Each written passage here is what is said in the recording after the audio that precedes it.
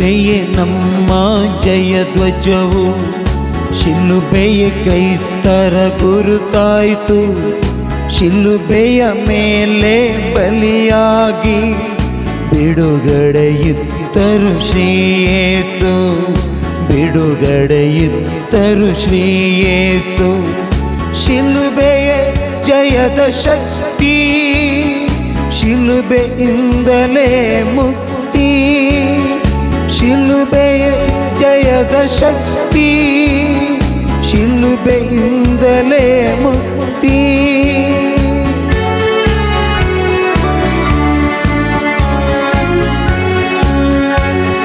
ಪಾಪವನೀಗಿತು ಈ ಶಿಲುಬೆ, ಶಾಪವನೀಗಿತು ಈ ಶಿಲುಬೆ. ಶಾಂತಿಯ ನೀಡಿತು ಈ ಶಿಲುಬೆ, ಸೌಖ್ಯವ ನೀಡಿತು ಈ ಶಿಲುಬೆ. ಶಕ್ತಿಯ ನೀಡಿತು ಈ ಶಿಲುಬೆ, ಮುಕ್ತಿಯ ನೀಡಿತು ಈ ಶಿಲುಬೆ. ಭಯವನ್ನು ನೀಗಿತು ಈ ಶಿಲುಬೆ, ಹರುಷವ ನೀಡಿತು ಈ ಶಿಲುಬೆ. ಕತ್ತಲೆ ನೀಗಿತು ಈ ಶಿಲುಬೆ, ಬೆಳಕನ್ನು ನೀಡಿತು ಈ ಶಿಲುಬೆ. ಧೈರ್ಯವ ನೀಡಿತು ಈ ಶಿಲುಬೆ, ಜಯವನ್ನು ನೀಡಿತು ಈ ಶಿಲುಬೆ. ಶಿಲುಬೆಯ ನಮ್ಮ ಜಯಧ್ವಜವು, ಶಿಲುಬೆಯ ಕ್ರೈಸ್ತರ ಗುರುತಾಯಿತು. ಶಿಲುಬೆಯ ಮೇಲೆ ಬಲಿಯಾಗಿ ಬಿಡುಗಡೆಯಿತ್ತರು ಶ್ರೀಯೇಸು. ಶಿಲುಬೆಯ ಜಯದ ಶಕ್ತಿ, ಶಿಲುಬೆಯಿಂದಲೇ ಮುಕ್ತಿ. ಶಿಲುಬೆಯ ಜಯದ ಶಕ್ತಿ, ಶಿಲುಬೆಯಿಂದಲೇ ಮುಕ್ತಿ. ಪ್ರಭು ಕ್ರಿಸ್ತರಲ್ಲಿ ನನ್ನ ಪ್ರೀತಿಯ ಸೋದರ ಸೋದರಿಯರೇ, ಇವತ್ತು ಶುಭ ಶುಕ್ರವಾರ, ಗುಡ್ ಫ್ರೈಡೇ, ಕೆಲವೊಮ್ಮೆ ದುಃಖದ ಶುಕ್ರವಾರ ಅಂತ ಹೇಳ್ಬೋದು. ಇವತ್ತು ನಮ್ಮ ಆಧ್ಯಾತ್ಮಿಕ ಜೀವನದಲ್ಲಿ ಅತ್ಯಂತ ಶ್ರೇಷ್ಠವಾದ ದಿನ. ಏಕೆಂದರೆ ನಿಮ್ಮ ಮತ್ತು ನನ್ನ ರಕ್ಷಣೆಗಾಗಿ ದೇವರ ಪುತ್ರರು ಕಾಲ್ವರಿ ಬೆಟ್ಟದಲ್ಲಿ ಘೋರ ಯಾತನೆಯನ್ನು ಅನುಭವಿಸಿ ಜೀವತೆತ್ತ ದಿವಸ ನಮಗಾಗಿ ಪ್ರಭು ಯೇಸು ಕ್ರಿಸ್ತರು ಮರಣಗೊಂಡ ದಿವಸವಾಗಿದೆ. ಇವತ್ತು ನಮ್ಮೆಲ್ಲ ಮನಸ್ಸಿನಲ್ಲಿ ದುಃಖ ಮಡುಗಟ್ಟಿದೆ. ನಮ್ಮನ್ನು ಪ್ರೀತಿಸಿದ ಯೇಸು ಕ್ರಿಸ್ತರು ಸಹಿಸಿದ ಯಾತನೆಯನ್ನು ನೆನೆಸಿ ದುಃಖದಿಂದ ನಮ್ಮ ಮನಸ್ಸು ತುಂಬಿದೆ. ನಮ್ಮ ಮನಸ್ಸಿನಲ್ಲಿ ಬಲವಾದ ನೆನಪುಗಳು ಇವೆ. ದುಃಖದ ನೋವಿನ ನೆನಪುಗಳು ಇವೆ. ಪಾಪಿಗಳಾದ ನಮಗಾಗಿ ಘೋರವಾದ ಯಾತನೆಯನ್ನು, ಮನುಷ್ಯ ಮನಸ್ಸಿಗೆ ಊಹಿಸಲು ಸಾಧ್ಯವಾಗದ ಯಾತನೆಯನ್ನು ಅನುಭವಿಸಿ ಕಾಲ್ವರಿ ಬೆಟ್ಟದಲ್ಲಿ ಶಿಲುಬೆ ಮೇಲೆ ಜೀವತತ್ತ ಯೇಸು ಸ್ವಾಮಿಯವರ ನೆನಪು ನಮ್ಮ ಮನಸ್ಸನ್ನು ಕವಿದಿದೆ. ಪ್ರಿಯರೇ, ಈ ಗುಡ್ ಫ್ರೈಡೆ ದಿವಸ ಶಿಲುಬೆಯ ಹಾದಿಯನ್ನು ನಡೆಸುವ ಒಂದು ವಾಡಿಕೆ, ರೂಢಿ ನಮ್ಮ ಆಧ್ಯಾತ್ಮಿಕ ಜೀವನದಲ್ಲಿ ಇದೆ. ಇವತ್ತು ಈ ಒಂದು ಶಿಲುಬೆಯ ಹಾದಿಯನ್ನು ಕರ್ನಾಟಕಾದ್ಯಂತವಾದ ಎಲ್ಲರಿಗೆ ಈ ವಿಡಿಯೋದ ಮೂಲಕ ತಲುಪಿಸುವ, ಆನ್ಲೈನ್ ಮೂಲಕ ತಲುಪಿಸುವ ಕಾರ್ಯವನ್ನು ಕರ್ನಾಟಕ ನವೀಕರಣ ತಂಡವು ಮಾಡುತ್ತಾ ಇದೆ. ಇದರಲ್ಲಿ ಕರ್ನಾಟಕದ ಧರ್ಮಾಧ್ಯಕ್ಷರುಗಳು ಪಾಲ್ಗೊಂಡು ಅವರ ಆಶೀರ್ವಾದ, ಪ್ರಾರ್ಥನೆ ಮತ್ತು ಧ್ಯಾನವು ನಮಗಿದೆ. ಈ ಶಿಲುಬೆಯ ಹಾದಿಯನ್ನು ಪ್ರಾರಂಭಿಸುವುದಕ್ಕೆ ಮೊದಲು ಈ ಶಿಲುಬೆಯ ಹಾದಿಯ ಭಕ್ತ ಕೃತ್ಯವು ಯಾವ ರೀತಿಯಲ್ಲಿ ಪ್ರಾರಂಭಿಸಿತು, ಅದರಿಂದ ಏನು ಫಲ ಎಂಬುದನ್ನು ಚುಟುಕಾಗಿ 1-2 ಮಾತುಗಳಲ್ಲಿ ಹೇಳಲಿಕ್ಕೆ ನಾನು ಇಷ್ಟಪಡ್ತೇನೆ. ಪ್ರಭು ಯೇಸು ಕ್ರಿಸ್ತರು ದೇವರ ಪುತ್ರರು. ಆದರೆ ಅಪೊಸ್ತಲರಿಗೂ ಇತರ ಹಿಂಬಾಲಕರಿಗೂ ಶಿಷ್ಯರಿಗೂ ಭಕ್ತ ಸ್ತ್ರೀಗಳಿಗೂ ಸಹ ಯೇಸು ಸ್ವಾಮಿಯವರು ನಿಜವಾಗಿ ದೇವರು ಎಂಬುದು ಪೂರ್ತಿಯಾಗಿ ಗೊತ್ತಾದದ್ದು ಅವರು ಸ್ವರ್ಗಾರೋಹಣಗೈದ ನಂತರ. ಅವರು ಪುನರುತ್ಥಾನಗೊಂಡು 40ನೇ ದಿನ ಸ್ವರ್ಗಾರೋಹಣಗೈದ ನಂತರ ಅವರಿಗೆ ಪರಿಪೂರ್ಣವಾಗಿ ಅರ್ಥವಾಯಿತು ಯೇಸು ಸ್ವಾಮಿಯವರು ದೇವರಾಗಿದ್ದರು ಎಂಬುದು.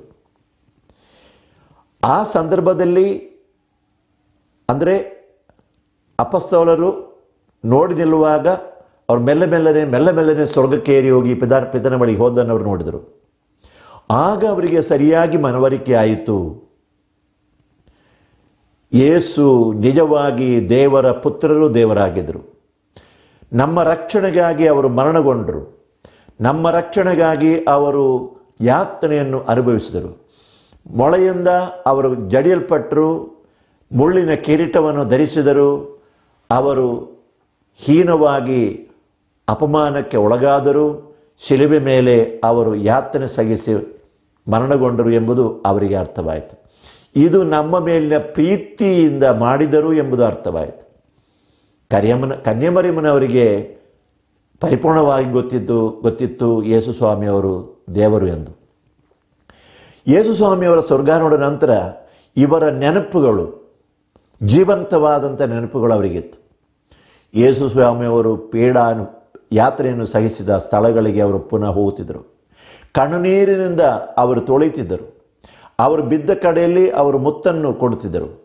ರಕ್ತ ಬಿದ್ದ ಕಡೆಯಲ್ಲಿ ತೆಗೆದುಕೊಂಡು ಅವರು ಈ ರೀತಿಯಲ್ಲಿ ಅದನ್ನು ನಮಸ್ಕರಿಸುತ್ತಿದ್ದರು.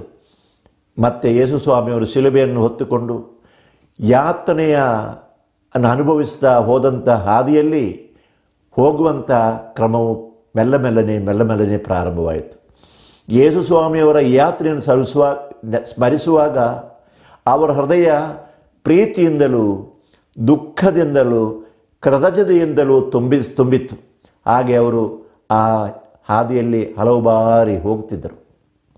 ಇದು ಮೆಲ್ಲನೆ ಆ ಭಕ್ತ ಕೃತ್ಯವು ಶಿಲುಬೆಯ ಹಾದಿಯಾಗಿ ಪರಿಣಾಮಗೊಂಡು ಇವತ್ತು ಕ್ರೈಸ್ತ ಆಧ್ಯಾತ್ಮಿಕ ಜೀವನದಲ್ಲಿ ಶಿಲುಬೆಯ ಹಾದಿ ಬಹಳಷ್ಟು ಫಲಕಾರಿಯಾದಂಥ ಪರಿಣಾಮಕಾರಿಯಾದಂಥ ಒಂದು ಭಕ್ತ ಕೃತ್ಯವಾಗಿ ನಮಗೆ ಲಭಿಸಿದೆ.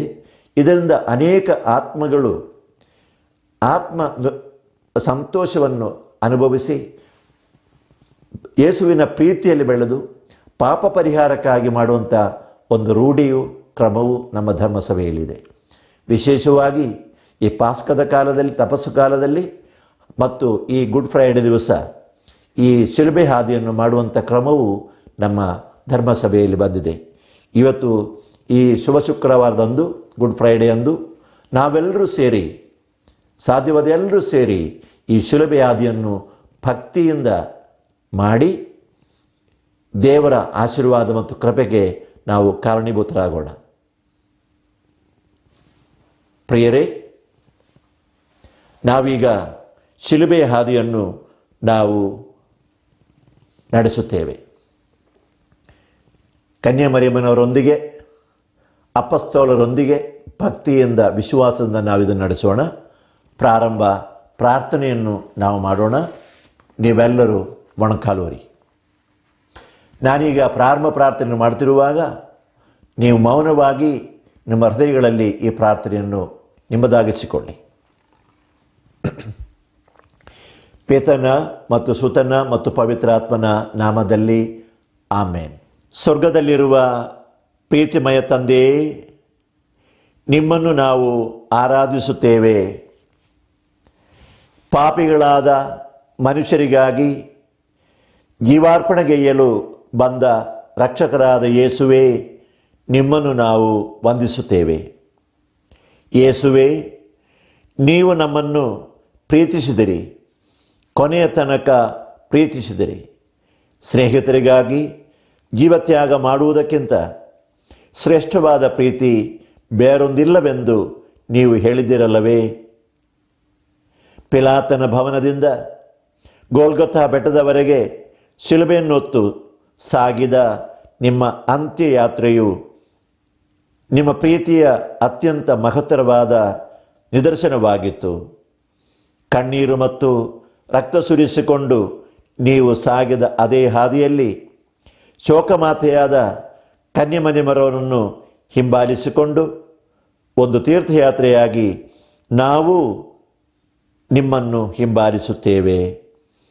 ಸ್ವರ್ಗಕ್ಕೇರುವ ಹಾದಿಯು ಕ್ಲೇಶಪೂರ್ಣವಾಗಿದೆ ಹಾಗೂ ಬಾಗಿಲು ಕಿರಿದಾಗಿದೆ ಎಂದು ನಮಗೆ ತಿಳಿಯಪಡಿಸಿದ ಕರ್ತರೇ, ನಮ್ಮೀ ಬಾಳಿನಲ್ಲಿ ಪ್ರತಿಕ್ಷಣವೂ ಉಂಟಾಗುವ ದುಃಖ ದುಗುಡಗಳನ್ನು ಸಂತೋಷದಿಂದ ಸಹಿಸಿಕೊಂಡು ಕಿರಿದಾದ ಹಾದಿಯಲ್ಲಿ ಸಂಚರಿಸಲು ನಮಗೆ ಶಕ್ತಿ ನೀಡಿರಿ. ಸ್ವಾಮಿ, ನಮ್ಮ ಮೇಲೆ ದಯ ತೋರಿ. ಪರಿಶುದ್ಧ ದೇವಮಾತೆ, ಶಿಲುಬೆಗೇರಿಸಲ್ಪಟ್ಟ ಪ್ರಭು ಕ್ರಿಸ್ತರ ಪವಿತ್ರ ಗಾಯಗಳನ್ನು ನಮ್ಮ ಹೃದಯಗಳಲ್ಲಿ ಮುದ್ರಿಸಿರಿ.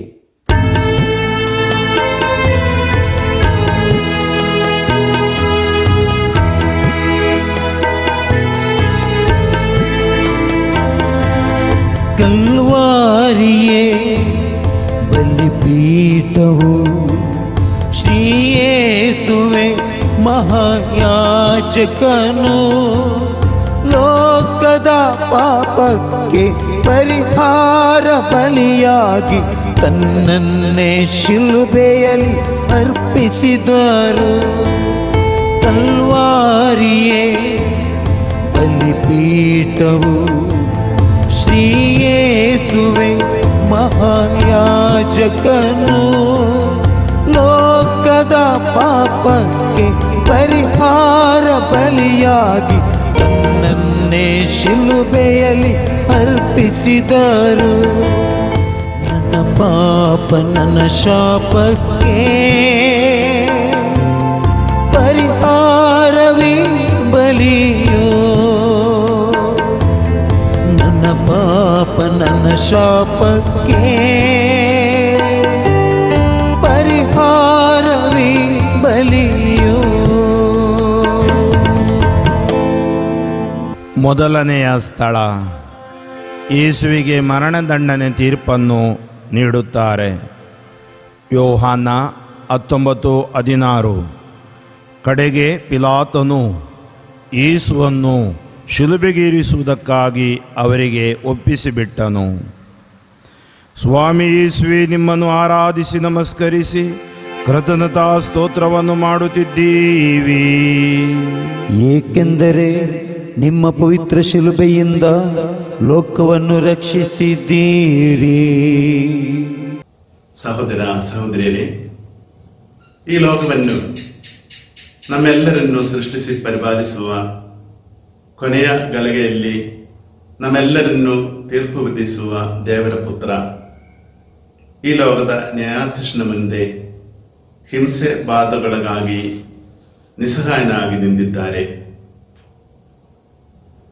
ನ್ಯಾಯಾಧೀಶನ ಹಾಗೂ ತನ್ನನ್ನು ಶಿಲುಬೆಗೇರಿಸಲು ಗಲಭೆ ಮಾಡುತ್ತಿರುವ ಜನರ ಗುಂಪಿನ ನಡುವೆ ಏಕಾಂಗಿಯಾಗಿ ನಿಂತಿರುವ ಯೇಸುವಿಗಾಗಿ ವಾದ ಮಾಡುವುದಕ್ಕೂ ಕೈಚಾಚಿ ಸಹಾಯ ಮಾಡುವುದಕ್ಕೂ ಅಲ್ಲಿ ಯಾರೂ ಇರಲಿಲ್ಲ. ತನ್ನ ಜೀವನದಕ್ಕೂ ಪರರಿಗಾಗಿ ಒಳಿದನ್ನು ಮಾಡಿದ ಅವರನ್ನು ರಕ್ಷಣೆಯ ಮಾರ್ಗಕ್ಕೆ ನಡೆಸಲು ನಿರಂತರ ಯತ್ನಿಸಿದ ಯೇಸುವಿಗಾಗಿ ಮಾತನಾಡಲು ಯಾರೂ ಇರಲಿಲ್ಲ. ಜನರು ತಮ್ಮ ನಾಯಕರೊಂದಿಗೆ ಸೇರಿ ಶಿಕ್ಷೆ ವಿಧಿಸಲು ತಪ್ಪು ಆರೋಪಗಳನ್ನು ಮಾಡುತ್ತಾರೆ. ಅದ್ಭುತಗಳ ಫಲ ಅನುಭವಿಸಿದವರು, ಅನುಗ್ರಹಗಳನ್ನು ಪಡೆದವರು, ಕೆಲವು ದಿನಗಳ ಹಿಂದೆ ಹೋಸಾನ ಹಾಡಿ ಯೇಸುವನ್ನು ಎದುರುಗೊಂಡ ಹಲವರು ಜನರ ಗುಂಪಿನೊಂದಿಗೆ ಸೇರಿ ಗೋಳಾಡಿದರು, ಗಲಭೆ ಮಾಡಿದರು. ಎಲ್ಲರೂ ಹೇಳಿದ್ದನ್ನೇ ಅವರು ಸಹ ಹೇಳಿದರು. ಈ ಶಬ್ದ ಕೋಲಾಹಲದ ನಡುವೆ ತಮ್ಮ ಮನಸ್ಸಾಕ್ಷಿ ಸ್ವರವನ್ನು ಯಾರೊಬ್ಬರೂ ಕೇಳಲಿಲ್ಲ. ತನ್ನ ಮುಂದೆ ಪಾಪಿಷ್ಠನಂತೆ ನಿಂತಿರುವ ಯೇಸು ನೀತಿವಂತನು, ತಪ್ಪರಿಯದವನು ಎಂದು ಪಿಲಾತನಿಗೆ ತಿಳಿದಿದ್ದರು. ಯೇಸುವನ್ನು ರಕ್ಷಿಸಬೇಕೆಂದಿದ್ದರು. ತನ್ನ ಪದವಿ ಅಧಿಕಾರಗಳನ್ನು ಸಂರಕ್ಷಿಸುವ ಉದ್ದೇಶದಿಂದ ಜನರ ಗುಂಪಿನ ಒತ್ತಾಯಕ್ಕೆ ಮಣಿದು ಸತ್ಯದ ಮುಂದೆ ಕಣ್ಮುಚ್ಚಿ ನೀತಿವಂತನಾದವನನ್ನು ಮರಣದಂಡನೆಗೆ ವಿಧಿಸುತ್ತಾನೆ. ತನ್ನಿಂದಲೇ ಪೂರ್ತಿಯಾಗಬೇಕಾದ ಮನುಕುಲದ ರಕ್ಷಣೆ ಪಿತದೇವರ ಇಂಗಿತವೆಂದು ತಿಳಿದ ಯೇಸು ಪಾಪಿಯಲ್ಲದಿದ್ದರೂ ಲೋಕದ ಪಾಪಗಳನ್ನು ನಿಶ್ಶಬ್ದವಾಗಿ ಸ್ವತಃ ವಹಿಸಿಕೊಳ್ಳುತ್ತಾರೆ. ನಮ್ಮ ಕರ್ತನಾದ ಯೇಸುವಿನ ಅನ್ಯಾಯವಾದ ವಿಧಿ ತೀರ್ಪು, ಶಿಲುಬೆಯ ಮರಣ ಇತಿಹಾಸದುದ್ದಕ್ಕೂ ನಿರಂತರವಾಗಿ ನಡೆಯುವ ನಿಜ ಸಂಗತಿಯಾಗಿದೆ. ಲೋಕದ ವಿವಿಧ ಭಾಗಗಳಲ್ಲಿ ಇಂದು ನಿರಪರಾಧಿಗಳು ಅನ್ಯಾಯವಾಗಿ ವಿಚಾರಣೆ ಮಾಡಲ್ಪಡುತ್ತಿದ್ದಾರೆ. ಹೀಗೆ ತೀರ್ಪು ವಿಧಿಸಲ್ಪಟ್ಟು ಹಿಂಸೆಗೊಳಗಾದವರಿಂದ ಯೇಸುವಿನ ಶಿಲುಬೆಯ ಮರಣ ಪುನರಾವರ್ತಿಸಲ್ಪಡುತ್ತದೆ. ಎಲ್ಲೆಲ್ಲಿ ಕ್ರೈಸ್ತ ವಿಶ್ವಾಸದ ಹೆಸರಿನಲ್ಲಿ, ಜಾತಿ ವರ್ಣಗಳ ಹೆಸರಿನಲ್ಲಿ ಪೀಡಗಳನ್ನು ಅನುಭವಿಸುತ್ತಿದ್ದಾರೋ ಅವರೆಲ್ಲ ಕರ್ತರ ವಿಧಿ ತೀರ್ಪಿನಲ್ಲೂ ಭಾಗಿಯಾಗುತ್ತಿದ್ದಾರೆ. ಯೇಸುವಿಗೆ ಪಿಲಾತನು ಅನ್ಯಾಯವಾಗಿ ತೀರ್ಪು ನೀಡುವ ದೃಶ್ಯವನ್ನು ಧ್ಯಾನಿಸುವಾಗ ನಮ್ಮ ಮನಸ್ಸಾಕ್ಷಿಯಲ್ಲೂ ಕೆಲವು ಪ್ರಶ್ನೆಗಳು ಅನಿವಾರ್ಯ. ನನ್ನ ಕ್ರೈಸ್ತ ವಿಶ್ವಾಸ ಪಾರಮಾರ್ಥಿಕವಾಗಿ ಜೀವಿಸಲು ಎಲ್ಲ ಪರಿಸ್ಥಿತಿಯಲ್ಲೂ ಯೇಸುವಿಗೆ ಸಾಕ್ಷಿಯಾಗಲು ನನಗೆ ಸಾಧ್ಯವೇ? ಅಥವಾ ಇದನ್ನು ನನ್ನ ಕುರಿತು ಏನು ಚಿಂತಿಸುತ್ತಾರೆ ಎಂದು ಭಾವಿಸಿ ಅವರ ಒತ್ತಾಯಗಳಿಗೆ ಮಣಿದ ಮನಸ್ಸಾಕ್ಷಿಯ ವಿರುದ್ಧ ತೀರ್ಮಾನವೇ ನನ್ನದು? ಪಿಲಾತನು ಕೈ ತೊಳೆದು ತನ್ನ ಜವಾಬ್ದಾರಿಯಿಂದ ಹಿಂಜರಿದಂತೆ ಪರರಿಗೆ ಮಾಡಬಹುದಾದ ಸಹಾಯ ಮಾಡದೆ ಇದು ನನ್ನ ಕೆಲಸವಲ್ಲ ಎಂದು ಕಾಲಿಗೆ ಬುದ್ಧಿ ಹೇಳುವ ವ್ಯಕ್ತಿತ್ವ ನನ್ನದೇ.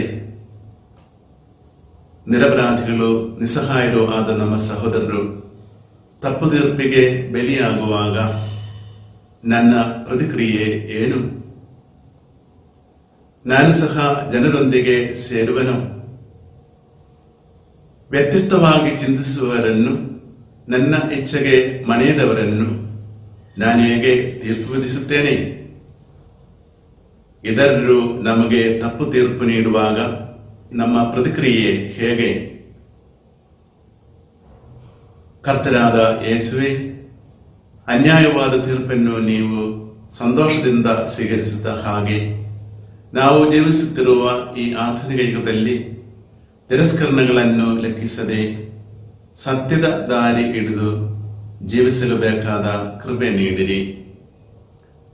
ದ್ರೋಹ ಬಗೆದವರ ಮುಂದೆ, ಅನ್ಯಾಯ ತೀರ್ಪು ನೀಡಿದವರ ಮುಂದೆ ಏಕಾಂಗಿಯಾಗಿ ನಿಂದ ಪ್ರಭುವೆ, ಇದರರು ನನಗೆ ಅನ್ಯಾಯ ತೀರ್ಪು ನೀಡುವಾಗ ನಿಮ್ಮ ಕರುಣೆಯ ಕರೆ ಚಾಚಿ ನನಗೆ ಶಕ್ತಿ ನೀಡಿರಿ. ಶಿಲುಬೆಯ ಮುಂದೆ ಪಾಯಜಗ್ಧರಾಗಿ ನಿಲ್ಲುವಾಗ ನಮ್ಮನ್ನು ಬಲಪಡಿಸಿರಿ. ನಮ್ಮ ಸಹೋದರರು ಅನ್ಯಾಯ ತೀರ್ಪಿಗೆ ಒಳಗಾಗುವಾಗ, ಹಿಂಸೆ ಸಹಿಸುವಾಗ ನಿಸ್ಸಹಾಯರಂತೆ ನಿಲ್ಲದೆ, ನಿಶಬ್ದರಾಗದೆ ಅವರಿಗಾಗಿ ಕೈ ಚಾಚಿ ಏನನ್ನಾದರೂ ಮಾಡಲು ನಮಗೆ ಶಕ್ತಿ ನೀಡಿರಿ. ಹಿಂಸೆಗೊಳಗಾದ ಎಲ್ಲ ಮನುಷ್ಯರಲ್ಲೂ ನಿಮ್ಮನ್ನು ದರ್ಶಿಸಲು ನಮ್ಮನ್ನು ಅನುಗ್ರಹಿಸಿರಿ. ಯಾರನ್ನು ಅನ್ಯಾಯವಾದ ತೀರ್ಪಿಗೆ ಗುರಿ ಮಾಡದಿರಲು ಬೇಕಾದ ಕೃಪೆಯನ್ನು ನೀಡಿರಿ. ಆಮೇನ್. ಪ್ರಾರ್ಥನೆ. ಪ್ರಭು ಯೇಸುವೆ, ಪರರನ್ನು ಪ್ರೀತಿಸಲು ಮತ್ತು ಅವರಿಗೆ ಒಳಿತನ್ನು ಬಯಸಲು ನನ್ನನ್ನು ಆಶೀರ್ವದಿಸಿರಿ. ನಿರಪರಾಧಿಗಳಿಗೆ ನೀತಿ ಸಿಗುವಂತೆ ಮಾಡಲು ಮತ್ತು ಅಸಹಾಯಕರಿಗೆ ಸಹಾಯ ಮಾಡಲು ನನಗೆ ಧೈರ್ಯವ ನೀಡಿರಿ ಪ್ರಭುವೇ. ನಮ್ಮ ಮೇಲೆ ದಯೆ ತೋರಿ ಸ್ವಾಮಿ, ನಮ್ಮ ಮೇಲೆ ದಯೆ ತೋರಿ ಸ್ವಾಮಿ. ವಿಶ್ವಾಸಿಗಳ ಆತ್ಮಗಳು ಸರ್ವೇಶ್ವರನ ಕೃಪೆಯಿಂದ ಸಮಾಧಾನದಲ್ಲಿ ವಿಶ್ರಮಿಸಲಿ. ಆಮೆನ್.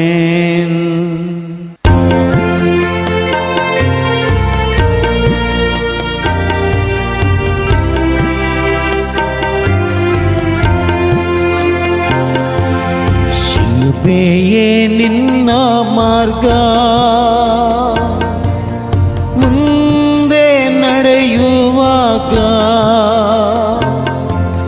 ಹಿಂದೆ ನೋಡದಿರು. ಯೇಸುವೇ ಜೀವದಾತ, ಶಿಲುಬೆಯೇ ನಿನ್ನ ಮಾರ್ಗ, ಮುಂದೆ ನಡೆಯುವಾಗ ಹಿಂದೆ ನೋಡದಿರು. ಯೇಸುವೇ ಜೀವದಾತ. ಎರಡನೆಯ ಸ್ಥಳ, ಯೇಸುವಿನ ಭುಜದ ಮೇಲೆ ಭಾರವಾದ ಶಿಲುಬೆಯನ್ನು ನೀಡುತ್ತಾರೆ. ಯೋಹಾನ 19:16. ಯೇಸು ಸ್ವಾಮಿ ತಮ್ಮ ಶಿಲುಬೆಯನ್ನು ತಾವೇ ಹೊತ್ತುಕೊಂಡು ಕಪಾಲ ಎಂದರೆ ಗೋಲ್ಗತಾ ಎಂಬ ಸ್ಥಳಕ್ಕೆ ಹೋದರು. ಸ್ವಾಮಿ ಯೇಸುವೆ, ನಿಮ್ಮನ್ನು ಆರಾಧಿಸಿ ನಮಸ್ಕರಿಸಿ ಕೃತಜ್ಞತಾ ಸ್ತೋತ್ರವನ್ನು ಮಾಡುತ್ತಿದ್ದೀವಿ, ಏಕೆಂದರೆ ನಿಮ್ಮ ಪವಿತ್ರ ಶಿಲುಬೆಯ ಮೂಲಕ ಲೋಕವನ್ನು ರಕ್ಷಿಸಿದ್ದೀರಿ. ಯೇಸು ಕ್ರಿಸ್ತರು ತಮ್ಮ ಶಿಲುಬೆಯನ್ನು ಹೊತ್ತುಕೊಂಡು ಹೋಗುತ್ತಾರೆ, ತಮ್ಮ ಶಿಲುಬೆಯನ್ನು ಸ್ವೀಕರಿಸುತ್ತಾರೆ. ತಮ್ಮ ಶಿಲುಬೆಯನ್ನು ಒಂದು ರೀತಿಯಲ್ಲಿ ಆ ಕಾಲದಲ್ಲಿ ಈ ಕಾಲದಲ್ಲಿ ಕೂಡ ಅರ್ಥಾರ್ಥ ಒಂದು ವಜ್ಜೆ, ಯಾರಿಗೂ ಬೇಡಾದದ್ದು. ಯೇಸು ಕ್ರಿಸ್ತರು ತಾವೇ ಅದನ್ನು ಹೊತ್ಕೊಂಡು ಹೋಗಲಿಕ್ಕೆ ತಯಾರಾಗ್ತಾರೆ. ಇದರ ಅರ್ಥ ಏನು? ಬಹುಶಃ ಕ್ರಾಸ್, ಶಿಲುಬೆ ಯಾವಾಗಲೂ ಒಂದು ವಜ್ಜೆ, ಒಂದು ಭಾರ ಮತ್ತು ಯಾವುದೂ ರೀತಿಯಲ್ಲಿ ಒಂದು ಪ್ರೀತಿಯ ವಸ್ತು ಅಂದ್ಕೊಂಡು ನಾವು ಹೇಳಲಿಕ್ಕೆ ಆಗೋದಿಲ್ಲ. ಎಷ್ಟೋ ಸಲ ನಾವೇ ಹೇಳ್ತೀವಿ, ಈ ಶಿಲುಬೆ ನನ್ನಿಂದ ಹೋಗಲಿ, ಈ ಶಿಲುಬೆ ನಾನು ಹೊತ್ಕೊಳ್ಳಿಕ್ಕೆ ಆಗೋದಿಲ್ಲ. ಆದರೂ ಕೂಡ ಬಹಳ ಪ್ರೀತಿಯಿಂದ ಅಕ್ಕರೆಯಿಂದ ಯೇಸು ಕ್ರಿಸ್ತರು ಈ ಶಿಲುಬೆಯನ್ನು ತನ್ನ ಹೆಗಲ ಮೇಲೆ ಹೊತ್ಕೊಂಡು ಹೋಗಲಿಕ್ಕೆ ತಯಾರಾಗ್ತಾರೆ. ಸಂತ ಪೇತ್ರರು 2ನೇ ಅಧ್ಯಾಯದಲ್ಲಿ 24ನೇ ವಾಕ್ಯದಲ್ಲಿ ಹೀಗೆ ಹೇಳ್ತಾರೆ, ಅವರು ನಮಗೋಸ್ಕರ ಈ ಶಿಲುಬೆಯನ್ನು ಹೊತ್ಕೊಂಡು ಹೋಗಿದಷ್ಟೇ ಅಲ್ಲದೆ ನಮ್ಮ ಪಾಪದ ಹೊರೆ ಭಾರ ಅವರೇ ಹೊತ್ಕೊಂಡು ಹೋಗ್ತಾ ಇದ್ದಾರೆ. ಈ ನಮ್ಮ ಶಿಲುಬೆ ಯೇಸು ಕ್ರಿಸ್ತರ ಶಿಲುಬೆ ಅಂದ್ಕೊಂಡು ನಾವು ಅರ್ಥ ಮಾಡಿಕೊಂಡಿದ್ದರೂ ಕೂಡ ನಾವು ಪ್ರತಿಯೊಬ್ಬರು ಈ ಶಿಲುಬೆಗೆ ನಮ್ಮ ಹೆಗಲನ್ನು ಕೊಡಬೇಕು. ನಾನು ಒಂದು ಸಣ್ಣ ಫೋಟೋ ಅಥವಾ ಪಿಕ್ಚರ್ ನೋಡಿದ್ದೆ, ಯಾರು ನಾನು ಕಳಿಸಿದ್ರು. ಅದು ಒಂದು ಯೇಸು ಕ್ರಿಸ್ತರ ಈ 2ನೇ ಅಥವಾ 3ನೇ ಸಲ ಯೇಸು ಕ್ರಿಸ್ತರು ಬೀಳುತ್ತಾರೆ. ಅದರ ಒಂದು ಸನ್ನಿವೇಶವಾಗಿ ಯೇಸು ಕ್ರಿಸ್ತರು ಹೆಗಲ ಮೇಲೆ ಇಟ್ಕೊಂಡು ಇರುವಂಥ ಒಂದು ಪಿಕ್ಚರ್. ಅದರ ವಿಶೇಷ ಏನಂದರೆ ಅದು ಮೂರ್ತಿ ಬಹುಶಃ ಒಂದು ಕಲ್ಲಿನ ಕೆತ್ತಿದ್ದು. ಒಂದು ಚಿಕ್ಕ ಮಗು, 2 ವರ್ಷದ ಮಗು ಆ ಶಿಲುಬೆ ಬುಡಕ್ಕೆ ಹೋಗಿ ಅದನ್ನು ಸ್ವಲ್ಪ ಆದರೂ ಎತ್ತಲಿಕ್ಕೆ ಪ್ರಯತ್ನ ಮಾಡ್ತಾಳೆ.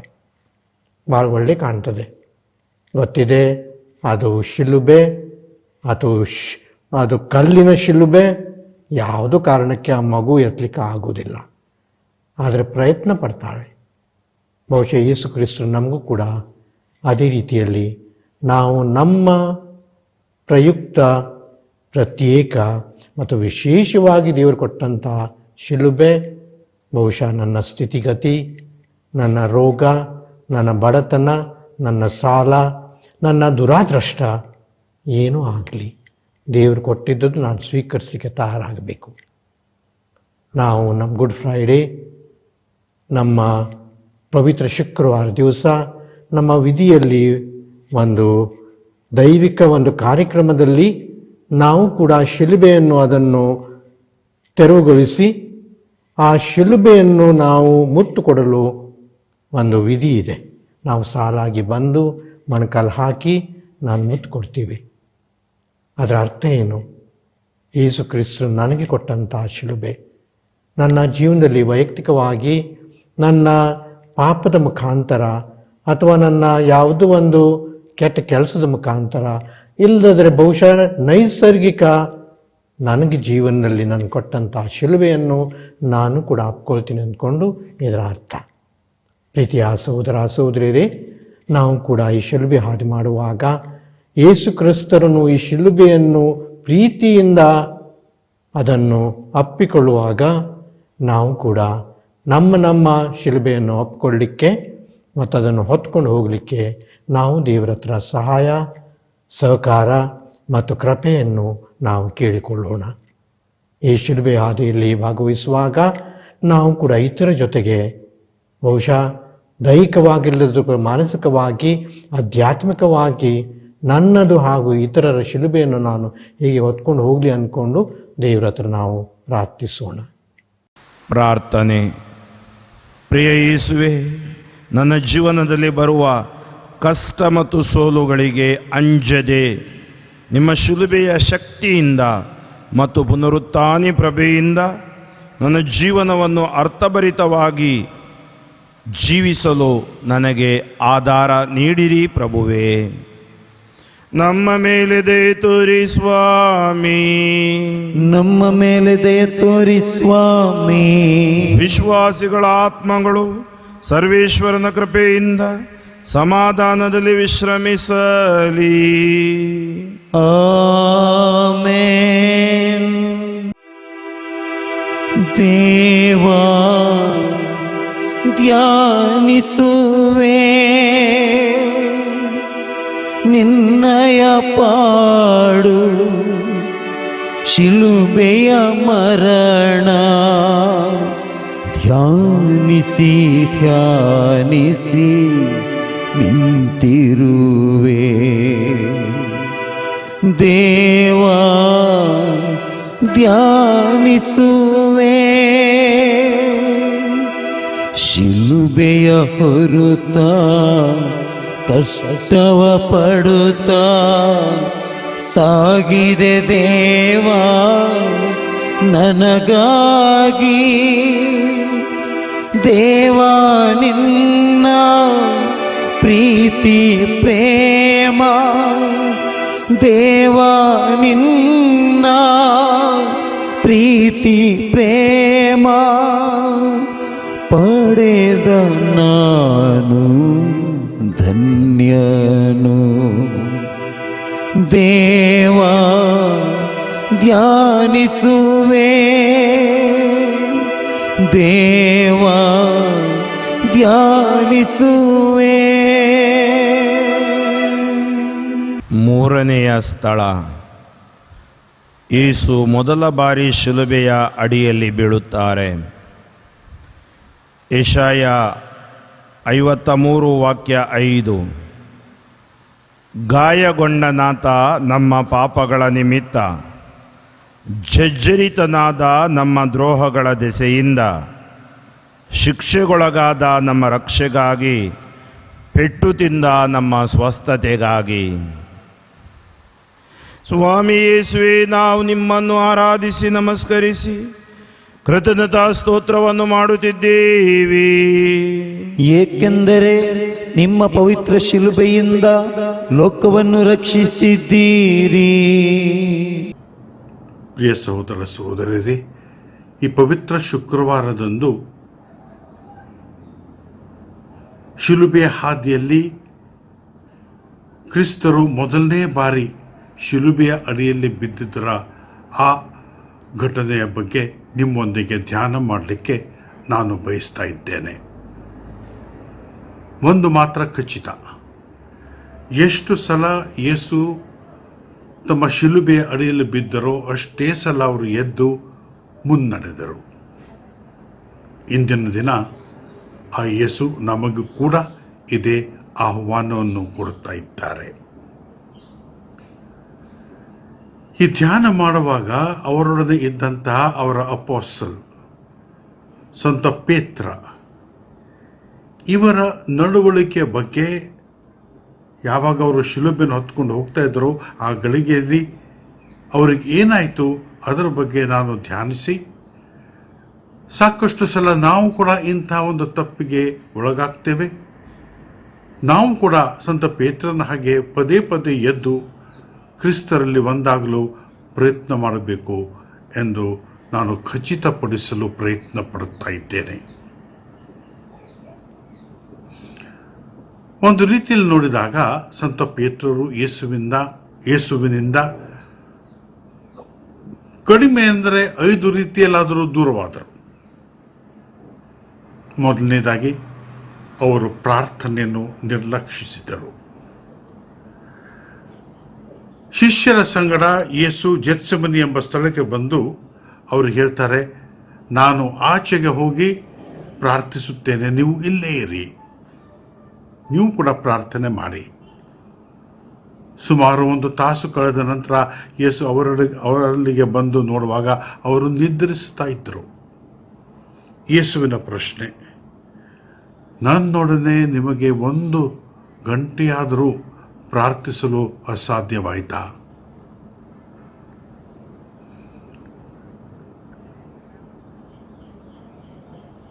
ಹೌದು ಪ್ರಿಯ ಸಹೋದರ ಸಹೋದರರೇ, ನಮ್ಮ ಪ್ರತಿಯೊಬ್ಬರ ಜೀವನದಲ್ಲಿ ಪ್ರಾರ್ಥನೆ ಅತಿ ಮುಖ್ಯವಾಗುತ್ತದೆ. ಇದೇ ಪ್ರಾರ್ಥನೆ ಬಗ್ಗೆ ಸಂತ ಪೇತ್ರನ ಜೀವನದಲ್ಲಿ ಇನ್ನೊಂದಾಯಿತು. ಅದೇ ಗೆತ್ಸೆಮನಿ ಉದ್ಯಾನದಲ್ಲಿ ಅವರಿದ್ದಾಗ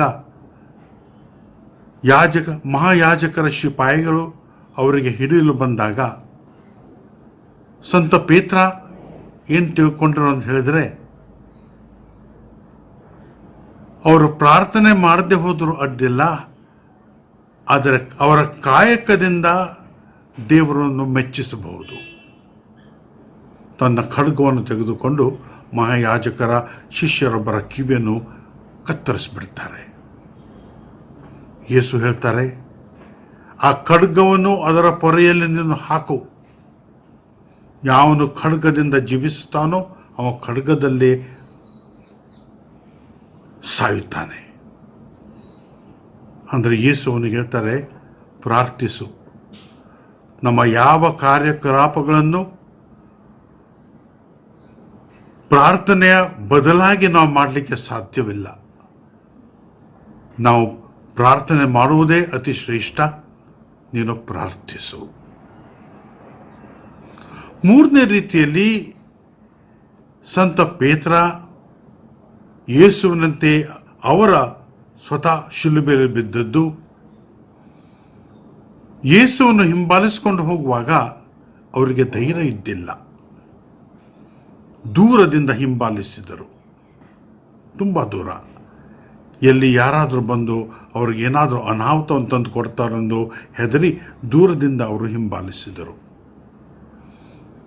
ನಮ್ಮ ಜೀವನದಲ್ಲಿ ಕೂಡ ನಾವು ಅನೇಕ ಬಾರಿ ಕ್ರಿಸ್ತರನ್ನು ದೂರದಿಂದ ಹಿಂಬಾಲಿಸುತ್ತೇವೆ. ಪ್ರಾರ್ಥನೆ ಮರೆಯುತ್ತೇವೆ. ಯಾವುದೇ ರೀತಿಯಲ್ಲಿ ದೇವಾಲಯಕ್ಕೆ ಹೋಗಿ ಬಲಿ ಪೂಜೆಯಲ್ಲಿ ಭಾಗವಹಿಸೋದು ಕೂಡ ನಾವು ಕಡಿಮೆ ಮಾಡ್ತೇವೆ. ಯೇಸುವಿನ ನಾಮ ನಮ್ಮ ಬಾಯಲ್ಲಿ ತಗೊಂಡ್ರಷ್ಟೇ ಸಾಕು ಅಂತ ಹೇಳ್ಕೊಂಡು ನಾವು ತಿಳ್ಕೊಂಡು ನಮ್ಮ ಜೀವನ ನಡೆಸಲಿಕ್ಕೆ ನಾವು ಮುಂದಾಗ್ತಾ ಇದ್ದೇವೆ. ಒಂದು ರೀತಿಯಲ್ಲಿ ನೋಡಿದಾಗ ನಾವು ಕೂಡ ಯೇಸುವನ್ನು ದೂರದಿಂದ ಹಿಂಬಾಲಿಸುತ್ತೇವೆ. ಇದೇ ಒಂದು ದೊಡ್ಡ ಶಿಲುಬೆ ನಂಬುದು. ಸಾಕಷ್ಟು ಸಲ ಈ ಶಿಲುಬೆಯ ಅಡಿಯಲ್ಲಿ ನಾವು ಕೂಡ ಯೇಸು ಹೆರೋದನ ಮುಂದೆ ಇದ್ದಾಗ, ಅಲ್ಲಿ ಅವರಿಗೆ ಕಷ್ಟ ಕಾರ್ಪಣ್ಯವನ್ನು ಕೊಡ್ತಾ ಇರುವಾಗ ಸಂತ ಪೇತ್ರ ಹೊರಗಡೆ ಚಳಿ ಆಗಿದ್ದರಿಂದ ಬೆಂಕಿ ಮಾಡಿ ಆ ಬೆಂಕಿಯ ಮುಂದೆ ನಿಂತು ತನ್ನ ಚಳಿಯನ್ನು ನೀಗಿಸಿಕೊಂಡು ಇದ್ದ. ಏನಿದರ ಅರ್ಥ? ದೇವಪುತ್ರ ಯೇಸು ಕ್ರಿಸ್ತ ಕಷ್ಟಕ್ಕೊಳಗಾಗಿದ್ದಾನೆ. ಅದನ್ನು ಯಾವ ರೀತಿಯಲ್ಲೂ ಪರಿಗಣಿಸದೆ ಯೇಸು ತನ್ನ ಒಳ್ಳೆಯದನ್ನೇ ಸಂತ ಪೇತ್ರ ತನ್ನ ಒಳ್ಳೆಯದನ್ನೇ ಆಲೋಚಿಸಿ ಅದರಲ್ಲೇ ಮುಳುಗಿಕೊಂಡಿದ್ದ. ಯೇಸುವಿನ ಬಗ್ಗೆ ಅವರು ಆಲೋಚನೆ ಮಾಡಿಲ್ಲ. ಒಳಗೆ ಏನು ನಡೀತಾ ಇದೆ, ಏನು ಆಗ್ತಾ ಇದೆ ಎಂಬುದರ ಬಗ್ಗೆ ಅವರು ಯಾವತ್ತೂ ಒಂದು ಕಿಂಚತ್ತು ಅದರ ಬಗ್ಗೆ ತನ್ನ ಮನಸ್ಸನ್ನು ಹಾಕಲಿಲ್ಲ. ಇದು ಇನ್ನೊಂದು ಶಿಲುಬೆ ಸಂತ ಪೇತ್ರ ಹೊತ್ತುಕೊಂಡು ಹೋಗಿದ್ದು. ಈ ಶಿಲುಬೆ ಅಡಿಯಲ್ಲಿ ಸಂತ ಪೇತ್ರ ಬಿದ್ದ. ಕೊನೆಯದಾಗಿ ಅತಿ ಬೇಸರದ ವಿಷಯ, ಅವರು ಅಲ್ಲಿಯೇ ದ್ವಾರದ ಬಳಿ ಇದ್ದಾಗ ಬೆಂಕಿಯ ಮುಂದೆ ಕುಳಿತುಕೊಂಡಾಗ ಒಬ್ಬರು ಬಂದು ಹೇಳ್ತಾರೆ, ನೀನು ಕೂಡ ಅವರಲ್ಲಿ ಒಬ್ಬವನು. ಸಂತ ಪೇತ್ರ ಹೇಳ್ತಾರೆ, ನಾನಲ್ಲ. ಸ್ವಲ್ಪ ಮುಂದೆ ಹೋದಾಗ ಇನ್ನೊಮ್ಮೆ ಮತ್ತಾರೋ ಬಂದು ಹೇಳ್ತಾರೆ, ನೀನು ಕೂಡ ಅವರಲ್ಲಿದ್ದೀಯಾ, ನೀನು ಗಲಿಲಿಯದ್ದವ. ನಾನು ಅವರನ್ನು ಅರಿಯುವುದಿಲ್ಲ. ಮತ್ತು ಸ್ವಲ್ಪ ಮುಂದೆ ದ್ವಾರದ ಕಡೆಗೆ ಹೋದಾಗ ಒಂದು ಚಿಕ್ಕ ಹುಡುಗಿ, ಒಂದು ಸೇವಕಿ ಅವರಿಗೆ ಹೇಳ್ತಾರೆ, ನೀನು ಕೂಡ ಅವರು ಕೂಡ ಇದ್ದಿ, ನಿನ್ನ ಭಾಷೆ ಗಲಿಲಿಯದವರ ಭಾಷೆ, ನೀವು ಕೂಡ ಅವರಲ್ಲಿ ಒಬ್ಬರು. ಅವರು ಯಾರೆಂದು ನಾನು ಅರಿಯೆನು. ಪ್ರಿಯ ಸಹೋದರ ಸಹೋದರಿಯರೇ, ಅನೇಕ ಬಾರಿ ನಮಗೂ ಕೂಡ ಇದಾಗ್ತಾ ಇದೆ. ಯೇಸುವಿನ ನಾಮದಲ್ಲಿ ನಮಗೆ ಕಷ್ಟ ಕಾರ್ಪಣ್ಯಗಳು ಬಂದಾಗ ನಾವು ಯೇಸುವಿನಿಂದ ದೂರವಾಗ್ತಾ ಇದ್ದೇವೆ. ನಾನು ಕ್ರೈಸ್ತನೇ ಅಲ್ಲ, ಯೇಸು ಯಾರೆಂದು ನನಗೆ ಗೊತ್ತಿಲ್ಲ, ನಾನು ಅವರನ್ನು ನಮಿಸುವುದಿಲ್ಲ, ವಿಶ್ವಾಸವಿಲ್ಲ ಎಂದು ಸಾಕಷ್ಟು ಸಲ ನಾವು ಹೇಳ್ತಾ ಇದ್ದೇವೆ. ಈ ರೀತಿಯಾಗಿ 3 ಸಲ ಯೇಸು ಸ್ವಾಮಿಯನ್ನು ಅವರು ನಾನವರನ್ನು ಅರಿಯುವುದಿಲ್ಲ ಅಂತ ಹೇಳಿದಾಗ ಯೇಸು ಮೊದಲೇ ಹೇಳಿದಂತೆ ಕೋಳಿ ಕೂಗಿತು. ಅದನ್ನು ಕೇಳಿದಂಥ ಸಂತ ಪೇತ್ರನಿಗೆ ಯೇಸು ಹೇಳಿದಂಥ ಮಾತುಗಳು ನೆನಪಿಗೆ ಬಂದು ಹೃದಯದಲ್ಲಿ ತುಂಬ ಆಘಾತವಾಯಿತು. ದುಃಖಪಟ್ಟರು. ಅವರಿಗೆ ಏನು ಮಾಡುವುದೆಂದು ತೋಚದೆ ಹೊರಬಂದು ಅವರು ಬಿಕ್ಕಿ ಬಿಕ್ಕಿ ಅಳಲಾರಂಭಿಸಿದರು. ಪ್ರಿಯ ಸಹೋದರ ಸಹೋದರರೇ, ಈ ರೀತಿಯಲ್ಲಿ ಅನೇಕ ಬಾರಿ ನಮ್ಮ ಶಿಲುಬೆ ಅಡಿಯಲ್ಲಿ ನಾವು ಬಿದ್ದು ಯೇಸುವಿನಿಂದ ದೂರವಾದರೂ ಕೂಡ ಬಾಹ್ಯದಲ್ಲಿ ನಮ್ಮ ಹೊರ ವಲಯದಲ್ಲಿ ಹೊರ ವಲಯದಿಂದ ನಮಗೆ ಬರುವಂಥ ಕೆಲವು ಚಿಹ್ನೆಗಳು ನಮ್ಮ ಹೃದಯದ ಅಂತರಾಳವನ್ನು ನವೀಕರಿಸ್ತಾ ಇದೆ. ನಾವು ದುಃಖ ಪಡುವಂತೆ ಮಾಡ್ತಾ ಇವೆ. ಈ ರೀತಿಯಾಗಿ ನಾವು ಯೇಸುವಿನಲ್ಲಿ ಪುನಃ ಹೋಗಲಿಕ್ಕೆ ಪ್ರಯತ್ನ ಪಡುತ್ತವೆ. ಅಷ್ಟೇ ಅಲ್ಲ, ಮಹಾಯಾಜಕರ ಮುಂದೆ ಯೇಸು ಎದ್ದು ಅಲ್ಲಿಂದ ಹೊರಬರುವಾಗ ಸಂತ ಪೇತ್ರ ದೂರವಾಗಿ ನಿಂತಿದ್ದ. ಯೇಸು ಅವನ ಹತ್ತಿರ ಬಂದು ನೇರವಾಗಿ ಅವನ ಕಣ್ಣುಗಳಲ್ಲಿ ನೋಡಿದಾಗ ಪೇತ್ರನಿಗೆ ತುಂಬ ಆಘಾತವಾಯಿತು. ಮತ್ತೊಮ್ಮೆ ಹೋಗಿ ಬಿಕ್ಕಿ ಬಿಕ್ಕಿ ಅಳಲಾರಂಭಿಸಿದರು. ಪ್ರಿಯ ಸಹೋದರ ಸಹೋದರರೇ, ಈ ಗಳಿಗೆಯಲ್ಲಿ ನಮಗೆ ದೇವರು ಕೊಡುವಂಥ ಹೊರಗಿನ ಚಿಹ್ನೆಗಳು ಯಾವುವು? ಸಂತ ಪೇತ್ರನಿಗೆ ಕೋಳಿ ಕೂಗಿತು. ಸಂತ ಪೇತ್ರನಿಗೆ ಯೇಸು ನೇರವಾಗಿ ಅವರ ಕಣ್ಣುಗಳಲ್ಲಿ ನೋಡಿದರು. ಆಘಾತವಾಯಿತು. ಅನೇಕ ಸಲ ಸಂಸ್ಕಾರಗಳಲ್ಲಿ ನಮಗೂ ಕೂಡ ದೇವರು ನಾವು ಪಾಪಿಗಳಾಗಿದ್ದೇವೆ ಎಂಬಂಥ ಒಂದು ಚಿಹ್ನೆಯನ್ನು ಕೊಡ್ತಾ ಇದ್ದಾರೆ. ಅನೇಕ ಬಾರಿ ಸಂಸ್ಕಾರಗಳ ಮೂಲಕ ನೇರ ದೃಷ್ಟಿ ನಮ್ಮ ಮೇಲೆ, ಯೇಸುವಿನ ದೃಷ್ಟಿ ನಮ್ಮ ಮೇಲೆ ಬೀಳ್ತಾ ಇದೆ. ಈ ಸಂದರ್ಭದಲ್ಲಿ ನಮ್ಮ ಹೃದಯದ ಅಂತರಾಳದಿಂದ ನಾವು ದುಃಖ ಪಡೋಣ. ನಮ್ಮ ಜೀವನವನ್ನು ಬದಲಾಯಿಸಿಕೊಳ್ಳೋಣ. ಕ್ರಿಸ್ತರನ್ನು ಹಿಂಬಾಲಿಸಲು ಮುಂದಾಗೋಣ. ಪ್ರಾರ್ಥನೆ. ಪ್ರಭು ಯೇಸುವೆ, ನಾನು ನನ್ನ ಕೊರತೆಗಳನ್ನು ಮತ್ತು ಬಲಹೀನತೆಗಳನ್ನು ಅಂಗೀಕರಿಸಲು ನನ್ನ ಗರ್ವ ಮತ್ತು ಅಹಂಕಾರದ ಮೇಲೆ ನಿಮ್ಮ ನಾಮದ ಶಕ್ತಿಯಿಂದ ಜಯಗಳಿಸಿ ದೀನತೆಯ ಮನೋಭಾವವನ್ನು ರೂಪಿಸಿ ನನ್ನ ಶಿಲುಬೆಯನ್ನು ನಾನು ಹೊತ್ತು ನಿಮ್ಮನ್ನು ಹಿಂಬಾಲಿಸಲು ನನಗೆ ಆಧಾರ ನೀಡಿರಿ ಪ್ರಭುವೇ. ನಮ್ಮ ಮೇಲಿದೆ ತೋರಿ ಸ್ವಾಮಿ, ನಮ್ಮ ಮೇಲೆ ದಯೆ ತೋರಿ ಸ್ವಾಮಿ. ವಿಶ್ವಾಸಿಗಳ ಆತ್ಮಗಳು ಸರ್ವೇಶ್ವರನ ಕೃಪೆಯಿಂದ ಸಮಾಧಾನದಲ್ಲಿ ವಿಶ್ರಮಿಸಲಿ. ಆಮೆನ್.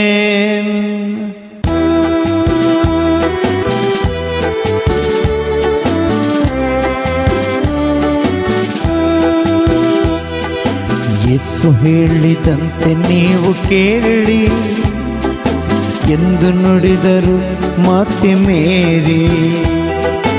ಯೇಸು ಹೇಳಿದಂತೆ ನೀವು ಕೇಳಿ ಎಂದು ನುಡಿದರು ಮಾತೆ ಮೇರಿ. ನಿತ್ಯ ಜೀವಕ್ಕೆ ಮಾರ್ಗವಾತನೇ, ನಿತ್ಯ ಜೀವಕ್ಕೆ ಮಾರ್ಗವಾತನೇ, ಸ್ವರ್ಗರಾಜದ ಪುತ್ರನಾತನೇ. ಯೇಸು ಹೇಳಿದಂತೆ ನೀವು ಕೇಳಿ ಎಂದು ನುಡಿದರು ಮಾತೆ ಮೇರಿ. ಲೋಕ ಕೊಡುವ ಶಾಂತಿಯು ಸ್ಥಿರವಲ್ಲ, ಯೇಸುವಿನ ಶಾಂತಿಗೆ ಕೊನೆಯಿಲ್ಲ. ಲೋಕ ಕೊಡುವ ಶಾಂತಿಯು ಸ್ಥಿರವಲ್ಲ,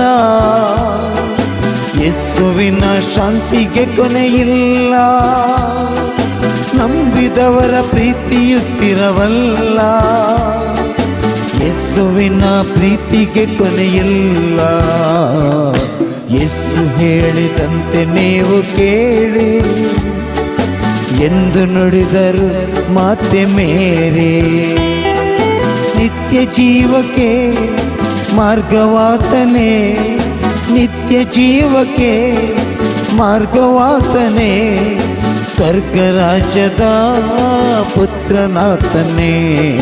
ಯೇಸು ಹೇಳಿದಂತೆ ನೀವು ಕೇಳಿ ಎಂದು ನುಡಿದರು ಮಾತೆ ಮೇರಿ. ನಾಲ್ಕನೆಯ ಸ್ಥಳ, ಯೇಸು ತಮ್ಮ ತಾಯಿಯನ್ನು ಭೇಟಿಯಾಗುತ್ತಾರೆ. ಲೂಕ 2ನೇ ಅಧ್ಯಾಯ ವಾಕ್ಯ 35.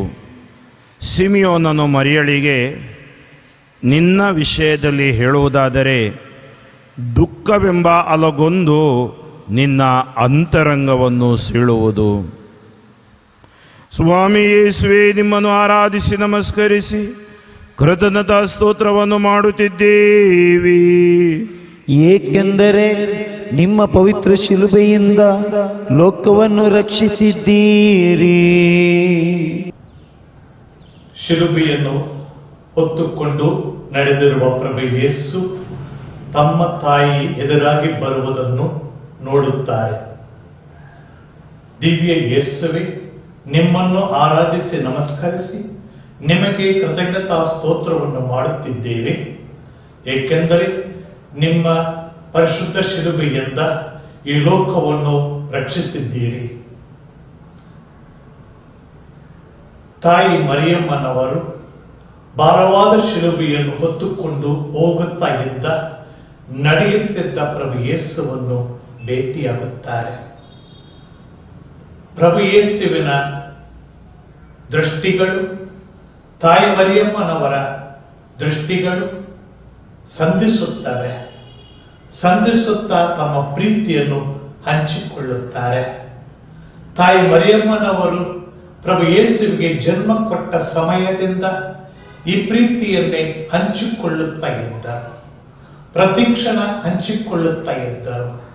ಅವರಿಗೆ ಆಹಾರ ನೀಡಿದಾಗ, ಮಾತುಗಳನ್ನು ಕಲಿಸಿದಾಗ, ನಡೆಯುವುದಕ್ಕೆ ಕಲಿಸಿದಾಗ ಅವರು ದಿಟ್ಟಿಸಿ ನೋಡುತ್ತಾ ಇದ್ದರು. ಮಗುವನ್ನು ಕೂಡ ತಾಯಿಯನ್ನು ದಿಟ್ಟಿಸಿ ನೋಡುತ್ತಾ ಇದ್ದರು. ಅವರನ್ನು ಜ್ಞಾನದಲ್ಲಿ, ತಿಳುವಳಿಕೆಯಲ್ಲಿ, ಭಕ್ತಿಯಲ್ಲಿ ಬೆಳೆಸುವಾಗಲೂ ಕೂಡ ಒಬ್ಬರನ್ನೊಬ್ಬರು ದಿಟ್ಟಿಸಿ ನೋಡಿಕೊಳ್ಳುತ್ತಾ ಇದ್ದರು. ಹೀಗೆ ಅವರ ದೃಷ್ಟಿಯು, ತಾಯಿ ಮರಿಯಮ್ಮನವರ ದೃಷ್ಟಿಯು ಪ್ರಭು ಯೇಸು ಒಬ್ಬ ಒಳ್ಳೆಯ ಭಕ್ತನಾಗಿ, ದೇವರ ಕುಮಾರನಾಗಿ ಬೆಳೆಯುವುದಕ್ಕೆ ಅನುಕೂಲವಾಯಿತು. ಅದೇ ತಾಯಿ ಮರಿಯಮ್ಮನವರ ದಿಟ್ಟಿಸಿ ನೋಡುವಂತಹ ಆ ಒಂದು ಪ್ರತಿಕ್ಷಣದ ನೋಟವು ಪ್ರಭು ಯೇಸುವನ್ನು ರಕ್ಷಣೆಯ ಕಾರ್ಯವನ್ನು ಮಾಡುವಂತೆ ಮಾಡುತ್ತದೆ. ಪ್ರಥಮ ಆ ಒಂದು ನೀರನ್ನು ದ್ರಾಕ್ಷಾರಸವನ್ನಾಗಿ ಮಾಡಿದ ಪವಾಡವನ್ನು ಮಾಡಿ ಈ ಪವಾಡ ಪುರುಷರಾಗಿ ಅವರನ್ನು ಮಾರ್ಪಡಿಸುತ್ತದೆ. ಒಳ್ಳೆಯ ಬೋಧಕರಾಗಿ ಬೋಧನೆಗಳನ್ನು, ಒಳ್ಳೆಯ ದೈವಿ ಮೌಲ್ಯಗಳು ತುಂಬಿದ ಬೋಧನೆಗಳಾಗಿರುವುದಕ್ಕಾಗಿ ತಾಯಿಯ ಪ್ರೇರೇಪಣೆಯು ಅವರಿಗೆ ತುಂಬಾ ಪರಿಣಾಮಗಳನ್ನು ಏರ್ಪಡಿಸುತ್ತದೆ. ಈಗೋ ಆ ರಕ್ಷಣೆಯ ಕಾರ್ಯವನ್ನು ಪ್ರಭು ಯೇಸು ಮಾಡುತ್ತಿರುವಾಗ ಅವರಿಗೆ ಭಾರವಾದ ಶಿಲುಬೆಯನ್ನು ಹೊತ್ತುಕೊಂಡು ಅವರು ನಡೆಯುತ್ತಾರೆ. ಕಂಗೆಟ್ಟಿದ್ದಾರೆ, ನೋವಿನಿಂದ ಇದ್ದಾರೆ, ಮುಳ್ಳಿನ ಕಿರೀಟದೊಂದಿಗೆ ಇದ್ದಾರೆ, ಮುಖದಲ್ಲಿ ರಕ್ತದ ಛಾಯೆಗಳು ಇವೆ. ತಾಯಿ ನೋಡುತ್ತಾ ಮಗನೇ, ನಿನ್ನ ಜೊತೆಯಲ್ಲಿ ನಾನು ಇದ್ದೇನೆ, ರಕ್ಷಣೆಯ ಕಾರ್ಯವನ್ನು ಮಾಡುವುದರಲ್ಲಿ ಸಹ ನಾನು ಇದ್ದೇನೆ, ನಿನ್ನ ಜೊತೆಯಲ್ಲಿ ನಾನಿದ್ದೇನೆ ಎಂದು ಹೇಳುತ್ತಿರುವಾಗ ಯೇಸು ಪ್ರಭುವಿನ ಆ ಹೃದಯದ ಅಂತರಂಗದಲ್ಲಿ ಆತ್ಮಫಲ, ಧೈರ್ಯ ತುಂಬುವುದರಾಗಿ ಆಗುತ್ತಾರೆ. ಆ ಚಿಲುಬೆಯನ್ನು ಹೊತ್ತುಕೊಂಡು ನಡೆಯುವುದಕ್ಕೆ ಬೇಕಾದ ಶಕ್ತಿಯನ್ನು ಪಡೆಯುತ್ತಾ, ಅಮ್ಮ ನಿಮ್ಮ ಜೊತೆಯಲ್ಲಿ, ನನ್ನ ಜೊತೆಯಲ್ಲಿ ನೀವಿದ್ದೀರಿ, ನಾನು ನಿಮ್ಮ ಜೊತೆಯಲ್ಲಿ ನಡೆಯುವುದಕ್ಕೆ ನೀವಿರುವಾಗ ನನಗೆ ಭಯವಿಲ್ಲ ಎಂದು ಹೇಳಿ ಪ್ರಭು ಯೇಸುವೆ ನೀವು ನಡೆಯುತ್ತಾ ಇದ್ದೀರಿ. ಪ್ರಾರ್ಥಿಸೋಣ. ಪ್ರಭು ಯೇಸುವೆ, ತಾಯಿಯ ಬೆಂಬಲದ ದೃಷ್ಟಿಯನ್ನು ನೋಡಿದ ಕೂಡಲೇ ನಿಮಗೆ ಶಿಲುಬೆಯ ಮಾರ್ಗದಲ್ಲಿ ನಡೆಯುವುದಕ್ಕೆ ಶಕ್ತಿಯನ್ನು ಪಡೆದಿರಿ. ಅದೇ ತಾಯಿಯನ್ನು ನಮಗೂ ತಾಯಿಯಾಗಿ ನೀಡಿದ್ದೀರಿ. ನಮ್ಮ ಜೀವನದಲ್ಲಿ ಬರುವಂತಹ ನೋವುಗಳು, ಬಾಧೆಗಳಲ್ಲಿ ತಾಯಿಯ ಪ್ರಸನ್ನತೆ ಇದ್ದುಕೊಂಡು ನಮಗಾಗಿ ಪ್ರಾರ್ಥಿಸುತ್ತಾ ತಾಯಿಯ ಪ್ರಾರ್ಥನೆಯನ್ನು ಕೇಳಿ ನಮಗೆ ಬೇಕಾದ ಎಲ್ಲ ಅನುಗ್ರಹಗಳು, ನೋವುಗಳನ್ನು ನಿಮಗೆ ಅರ್ಪಿಸುವ ಬಲಗಳನ್ನು ನಮಗೆ ದಯಪಾಲಿಸಿರಿ ಸ್ವಾಮಿ.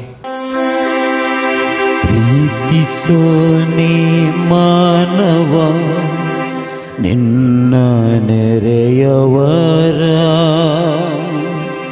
ನಿನ್ನ ಪ್ರೀತಿಪ ಮನುಜರ ಪ್ರೀತಿ ಮಾಡಿದರೆ ನಿನಗೆ ಬರುವ ಲಾಭವೇನು?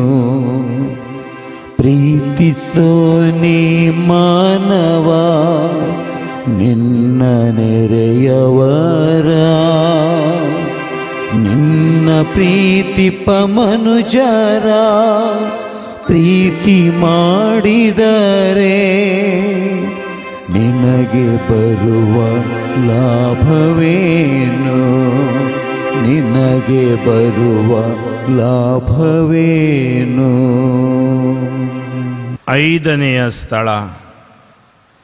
ಸಿರೇನ್ಯದ ಸಿಮೋನನು ಯೇಸುವಿಗೆ ಶಿಲುಬೆ ಹೊರಲು ಸಹಾಯ ಮಾಡುತ್ತಾನೆ.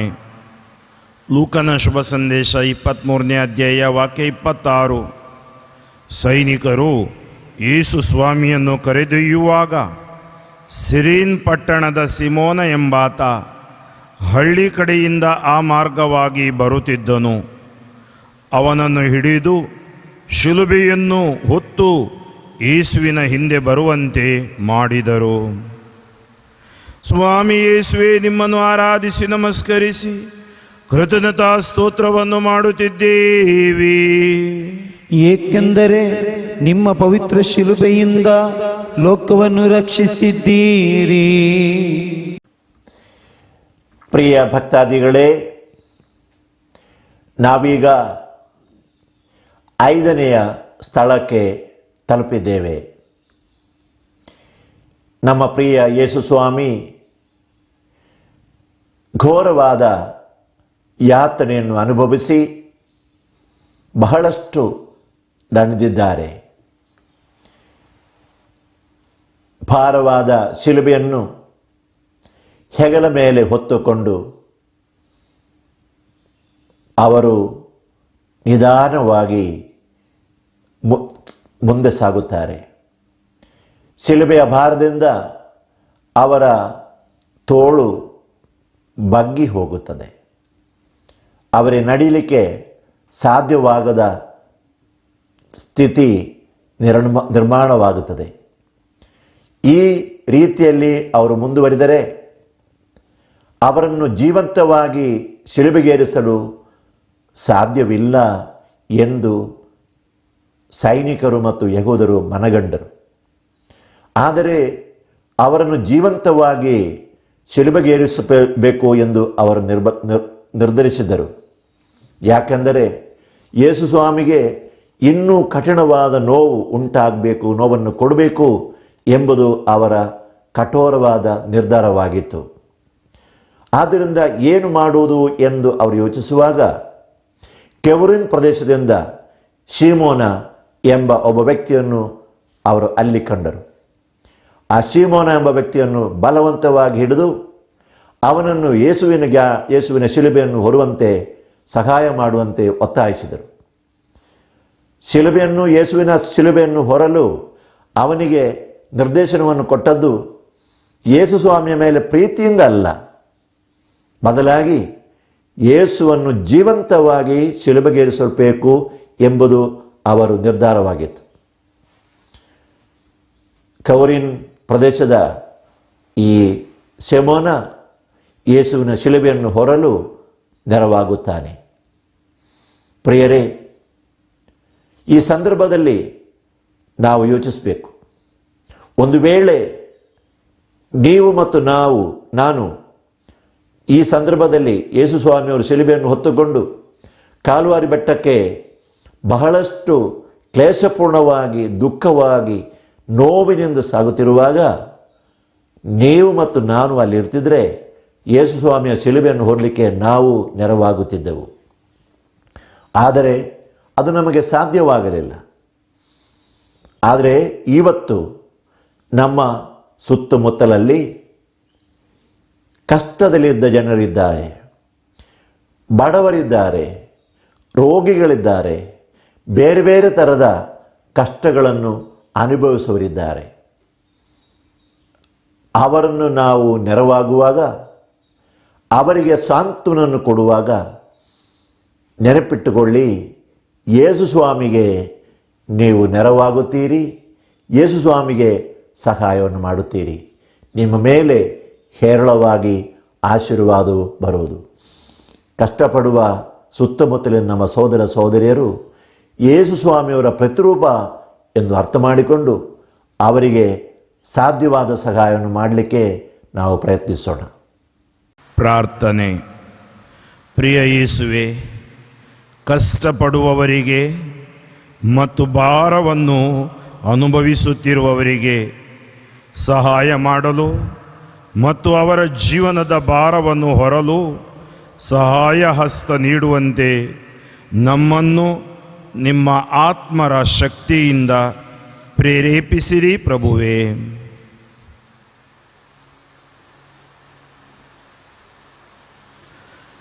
ನಮ್ಮ ಮೇಲೆ ದಯೆ ತೋರಿ ಸ್ವಾಮಿ, ನಮ್ಮ ಮೇಲೆ ದಯೆ ತೋರಿ ಸ್ವಾಮಿ. ವಿಶ್ವಾಸಿಗಳ ಆತ್ಮಗಳು ಸರ್ವೇಶ್ವರನ ಕೃಪೆಯಿಂದ ಸಮಾಧಾನದಲ್ಲಿ ವಿಶ್ರಮಿಸಲಿ. ಆಮೆನ್.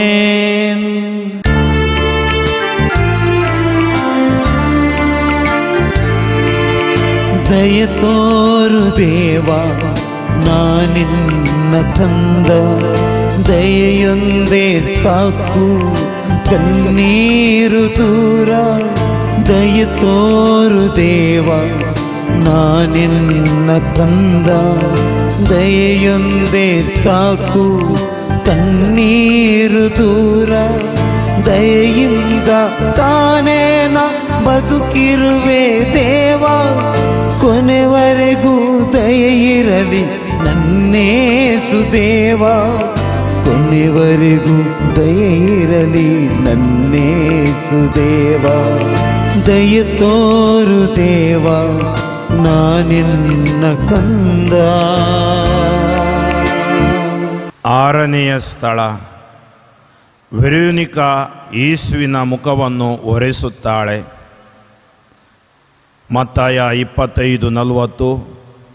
ಆಗ ಅರಸನು ಪ್ರತ್ಯುತ್ತರವಾಗಿ, ಈ ನನ್ನ ಸಹೋದರನಲ್ಲಿ ಒಬ್ಬನಿಗೆ, ಅವನೆಷ್ಟೇ ಕನಿಷ್ಠನಾಗಿರಲಿ, ನೀವು ಹೀಗೆ ಮಾಡಿದಾಗಲೆಲ್ಲ ಅದನ್ನು ನನಗೆ ಮಾಡಿದಿರಿ ಎಂದು ನಿಮಗೆ ಸತ್ಯವಾಗಿ ಹೇಳುತ್ತೇನೆ ಎನ್ನುವನು. ಸ್ವಾಮಿ ಯೇಸುವೇ, ನಿಮ್ಮನ್ನು ಆರಾಧಿಸಿ ನಮಸ್ಕರಿಸಿ ಕೃತಜ್ಞತಾ ಸ್ತೋತ್ರವನ್ನು ಮಾಡುತ್ತಿದ್ದೇವೆ, ಏಕೆಂದರೆ ನಿಮ್ಮ ಪವಿತ್ರ ಶಿಲುಬೆಯಿಂದ ಲೋಕವನ್ನು ರಕ್ಷಿಸಿದ್ದೀರಿ. ಚಿಂತನೆ. ನೆರೆದಿದ್ದ ಜನಸ್ತೋಮದ ಮಧ್ಯದಿಂದ ವೆರೋನಿಕಾ ಎಂಬ ಮಹಿಳೆ ಧೈರ್ಯವಾಗಿ ಯೇಸುವಿನತ್ತ ಮುನ್ನುಗ್ಗಿ ಬಂದಳು.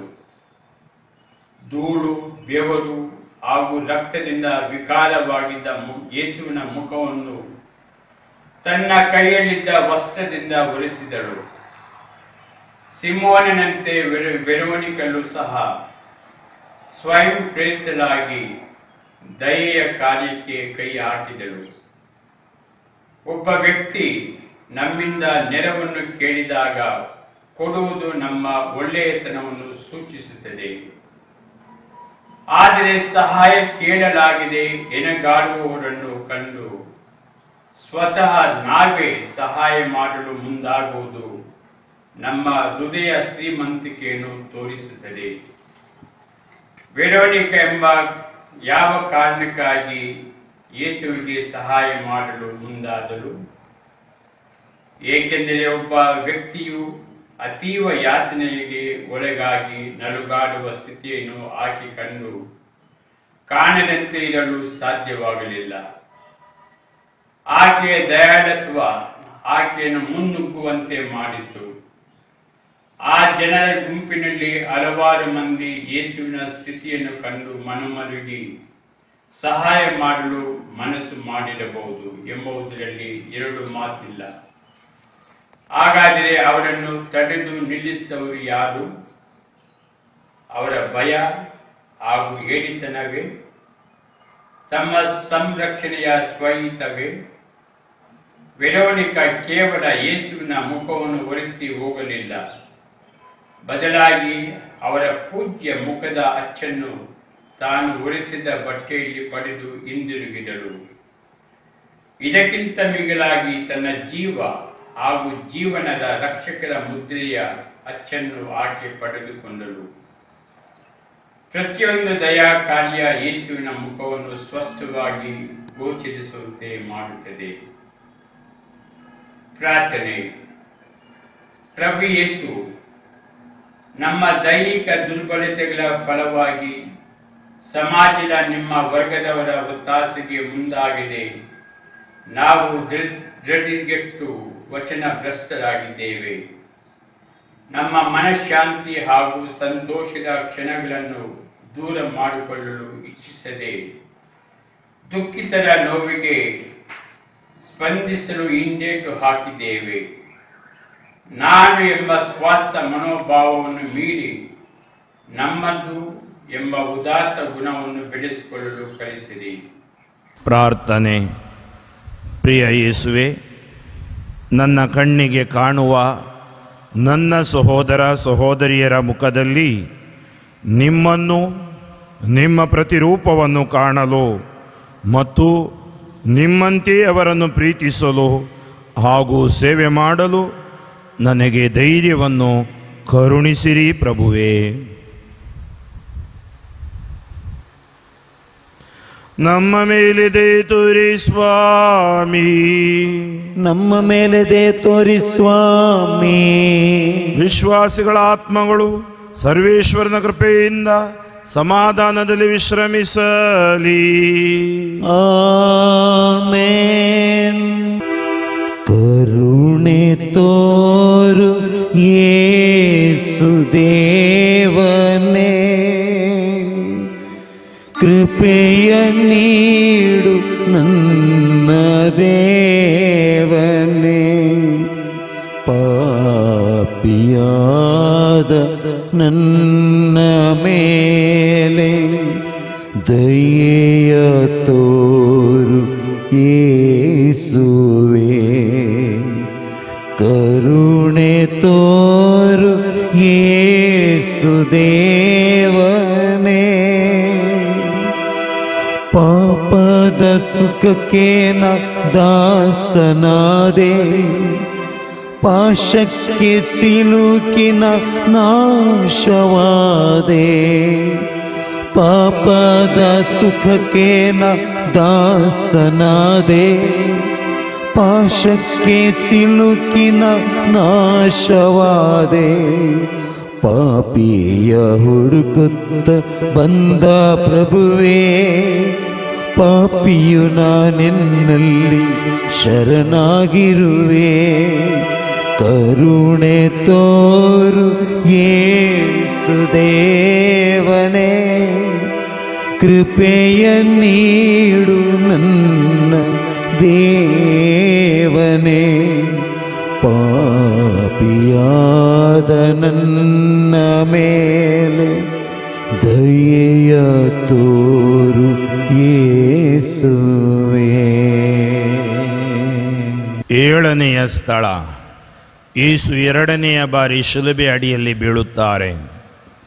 ಯೋಹಾನ 8:7. ಬಂದವರಾದರೋ ಮೇಲಿಂದ ಮೇಲೆ ಪ್ರಶ್ನೆ ಹಾಕುತ್ತಲೇ ಇದ್ದರು. ಆಗ ಯೇಸು ನೆಟ್ಟಗೆ ಕುಳಿತು, ನಿಮ್ಮಲ್ಲಿ ಪಾಪ ಮಾಡದವನು ಯಾವನು ಅಂಥವನು ಇವಳ ಮೇಲೆ ಮೊದಲನೆಯ ಕಲ್ಲು ಬೀರಲಿ ಎಂದರು. ಸ್ವಾಮಿ ಯೇಸುವೇ, ನಿಮ್ಮನ್ನು ಆರಾಧಿಸಿ ನಮಸ್ಕರಿಸಿ ನಿಮಗೆ ಕೃತಜ್ಞತಾ ಸ್ತೋತ್ರವನ್ನು ಮಾಡುತ್ತಿದ್ದೇವೆ, ಏಕೆಂದರೆ ನಿಮ್ಮ ಪವಿತ್ರ ಶಿಲುಬೆಯಿಂದ ಲೋಕವನ್ನು ರಕ್ಷಿಸಿದ್ದೀರಿ. ಯೇಸು ಶಿಲುಬೆಯ ಹಾದಿಯನ್ನು ನಡೆಯುತ್ತಿದ್ದಾಗ ತಲೆಯ ಮೇಲೆ ಉರಿ ಬಿಸಿಲು, ಕಲ್ಲು ಮುಳ್ಳುಗಳ ಮೇಲೆ ನಡೆಯುತ್ತಿದ್ದ ಪ್ರಭು ಯೇಸುವಿನ ಪಾದಗಳಿಂದ ರಕ್ತವು ಹರಿಯತೊಡಗಿತು. ಶಿರದ ಮೇಲೆ ಇದ್ದ ಆ ಮುಳ್ಳಿನ ಕಿರೀಟ, ಅವುಗಳಿಂದಾಗಿ ಉಂಟಾದ ಗಾಯಗಳಿಂದ ಮುಖದ ಮೇಲೆಲ್ಲ ರಕ್ತದ ಹನಿ ಹನಿಗಳು ಬೀಳುತ್ತಿದ್ದವು. ಯೇಸುವಿಗೆ ಅವರ ಮರಣವನ್ನು ಎದುರು ನೋಡುತ್ತಿದ್ದ ಅಲ್ಲಿದ್ದ ಜನಸ್ತೋಮ ಹುಚ್ಚೆದ್ದು ಯೇಸುವಿನ ವಿರುದ್ಧವಾಗಿ ಕೂಗಾಡುತ್ತಿತ್ತು. ಯೇಸುವಿನ ಪರವಾಗಿ ಯಾರೂ ಇದ್ದಿಲ್ಲ. ಅಪಾರವಾದ ಶಿಲುಬೆಯನ್ನು ಹೊತ್ತುಕೊಂಡು ಇವೆಲ್ಲ ಕಷ್ಟಗಳನ್ನು ಸಹಿಸಿಕೊಳ್ಳುತ್ತಿದ್ದ ಯೇಸು ಮುಂದೆ ಸಾಗಲಾಗದೆ ಅವರು ಎರಡನೇ ಬಾರಿ ನೆಲಕ್ಕೆ ಬಿದ್ದರು. ಅಂದೊಮ್ಮೆ ಯೇಸು ತೀರಾ ಅಸ್ವಸ್ಥವಾಗಿ ನರಳಾಡಿ ಸತ್ತು ಹೋಗಿದ್ದ ಯಾಯಿರನ ಮಗಳನ್ನು ಕೈ ಹಿಡಿದು ಎಬ್ಬಿಸಿದ್ದರು.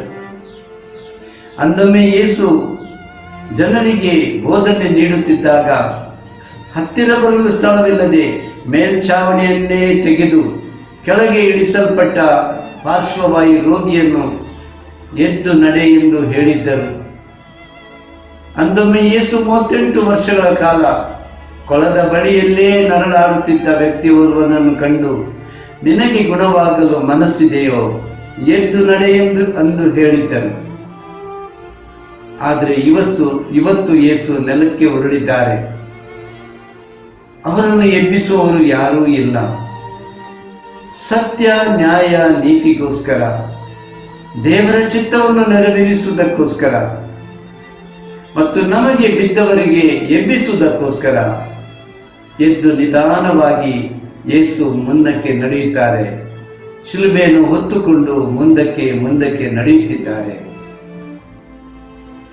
ಆತ್ಮೀಯರೇ, ಪ್ರಸ್ತುತ ಇಂದಿನ ಸಮಾಜದಲ್ಲಿ ಹಣ ಅಥವಾ ದ್ರವ್ಯ ಅಥವಾ ಅಧಿಕಾರ ಆಸೆಯಿಂದ ಎಷ್ಟೋ ಮಂದಿ ಮೋಸ, ವಂಚನೆ, ದರೋಡೆ, ಕೊಲೆ ಇವುಗಳಿಗೆ ಮಾರು ಹೋಗಿ ಬಿದ್ದು ಹೋದವರು ಇಲ್ಲವೇ?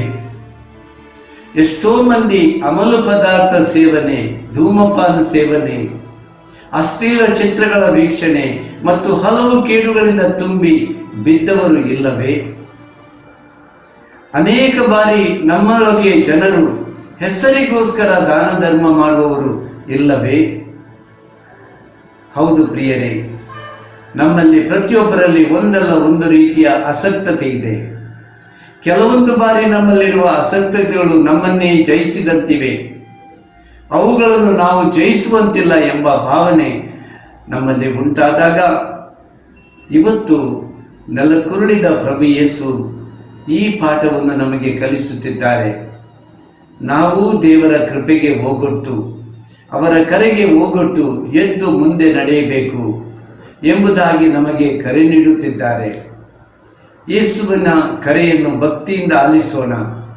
ನಮ್ಮಲ್ಲಿರುವ ಪ್ರತಿಯೊಂದು ದುರಭ್ಯಾಸ, ಆಸಕ್ತತೆಗಳನ್ನು ಯೇಸುವಿಗೆ ಸಮರ್ಪಿಸೋಣ. ಯೇಸುವಿನ ಈ ಎರಡನೇ ಬೇಡುವಿಕೆ, ಇದರ ಮುಖಾಂತರ, ಪುಣ್ಯ ಫಲದ ಮುಖಾಂತರ ಯೇಸು ನಮಗೆ ಧೈರ್ಯ, ಶಕ್ತಿ ನೀಡಲಿ, ನಮ್ಮನ್ನು ಪರಿಶುದ್ಧರಾಗಿ ಬಾಳುವುದಕ್ಕೆ ಶಕ್ತಿ ನೀಡಲಿ ಎಂದು ಪ್ರಾರ್ಥಿಸೋಣ. ನನ್ನನ್ನು ತಳ್ಳಿ ಬೀಳಿಸ ನೋಡಿದರು ನೆಲಕ್ಕೆ, ಆದರೆ ಪ್ರಭು ನೆರವು ನೀಡಿದನು ಎನಗೆ. ಆತ್ಮೀಯರೇ, ಮುಂದಿರುವುದು ಇನ್ನೂ ಕಷ್ಟದ ಹಾದಿಯನ್ನು ತಿಳಿದು ಪ್ರಭು ಯೇಸು ಮುಂದಕ್ಕೆ ನಡೆದರು. ಯೇಸುವೇ, ನಾವು ಬಿದ್ದಲ್ಲೇ ಕೊರಗಿ ನಿಲ್ಲುವುದನ್ನು ಬಿಟ್ಟು ಎದ್ದು ಮುನ್ನಡೆದರೆ ಸಿಗುವ ಜಯವು ಎಲ್ಲ ಜಯಕ್ಕಿಂತ ಶ್ರೇಷ್ಠವೆಂಬುದನ್ನು ನಮಗೆ ನೀವು ಕಲಿಸುತ್ತೀರಿ. ಯೇಸುವೇ, ನಾವಾದರೂ ಬಿದ್ದ ಸ್ಥಳದಲ್ಲೇ ಅದೇ ಪಾಪದಲ್ಲಿ ಪುನಃ ಪುನಃ ಬೀಳುತ್ತೇವೆ. ಯಾರೂ ಸಹಾಯಕ್ಕೆ ಬಾರದಾಗ ಕಂಗಾಲಾಗುತ್ತೇವೆ. ಎಲ್ಲ ಭಾರವನ್ನು ಹೊತ್ತು ನಡೆದ ಯೇಸುವೇ, ನಮ್ಮನ್ನು ರಕ್ಷಿಸಿರಿ. ಪ್ರಾರ್ಥನೆ. ಪ್ರೀತಿಯ ಯೇಸುವೆ, ನಮ್ಮ ಬಲಹೀನತೆಯಲ್ಲಿ ನಮಗೆ ಸಹಾಯ ಮಾಡಿರಿ. ನಮ್ಮ ಏಕಾಂಗಿತನದಲ್ಲಿ ನಮ್ಮ ಜೊತೆಯಿದ್ದು ನಮ್ಮನ್ನು ಮುನ್ನಡೆಸಿರಿ. ನಮ್ಮ ಸೋಲಿನಲ್ಲಿ ಜಯವನ್ನು ಕರುಣಿಸಿ ಆಶೀರ್ವದಿಸಿರಿ ಪ್ರಭುವೇ.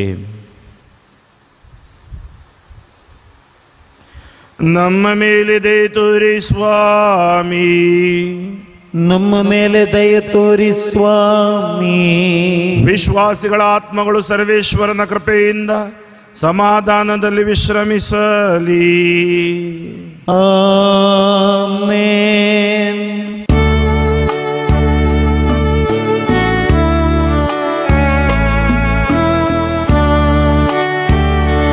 ನಿಮ್ಮ ಕರುಣೆಯ ಕಣ್ಗಳು ನನ್ನ ನೋಡಿದಾಗ ಸಾಯುತ್ತಿದ್ದ ನನ್ನ ದೇಹಕ್ಕೆ ಜೀವ ಬಂತ. ನಿಮ್ಮ ಪ್ರೀತಿಯ ಕರಗಳು ನನ್ನ ಹುಟ್ಟಿದಾಗ ರೋಗ ಬಾಧೆ ಸಂಕಟವೆಲ್ಲ ದೂರ ಹೋಯ್ತ. ಮುಪ್ಪಿನಲ್ಲೂ ನನ್ನ ಜೊತೆಗೆ ಇರುವೆ ಎಂದ. ಮುಪ್ಪಿನಲ್ಲೂ ನನ್ನ ಜೊತೆಗೆ ಇರುವೆ ಎಂದ. ಯೇಸುವೆ ನಿಮಗೆ ಸ್ತೋತ್ರ. ಯೇಸುವೆ, ಯೇಸುವೆ, ಯೇಸುವೆ, ನನ್ನ ಯೇಸುವೆ, ಯೇಸುವೆ, ಯೇಸುವೆ, ಯೇಸುವೆ, ನನ್ನ ಯೇಸುವೆ. ನಿಮ್ಮ ಕರುಣೆಯ ಕಣ್ಗಳು ನನ್ನ ನೋಡಿದಾಗ ಸಾಯುತ್ತಿದ್ದ ನನ್ನ ದೇಹಕ್ಕೆ ಜೀವ ಬಂತ.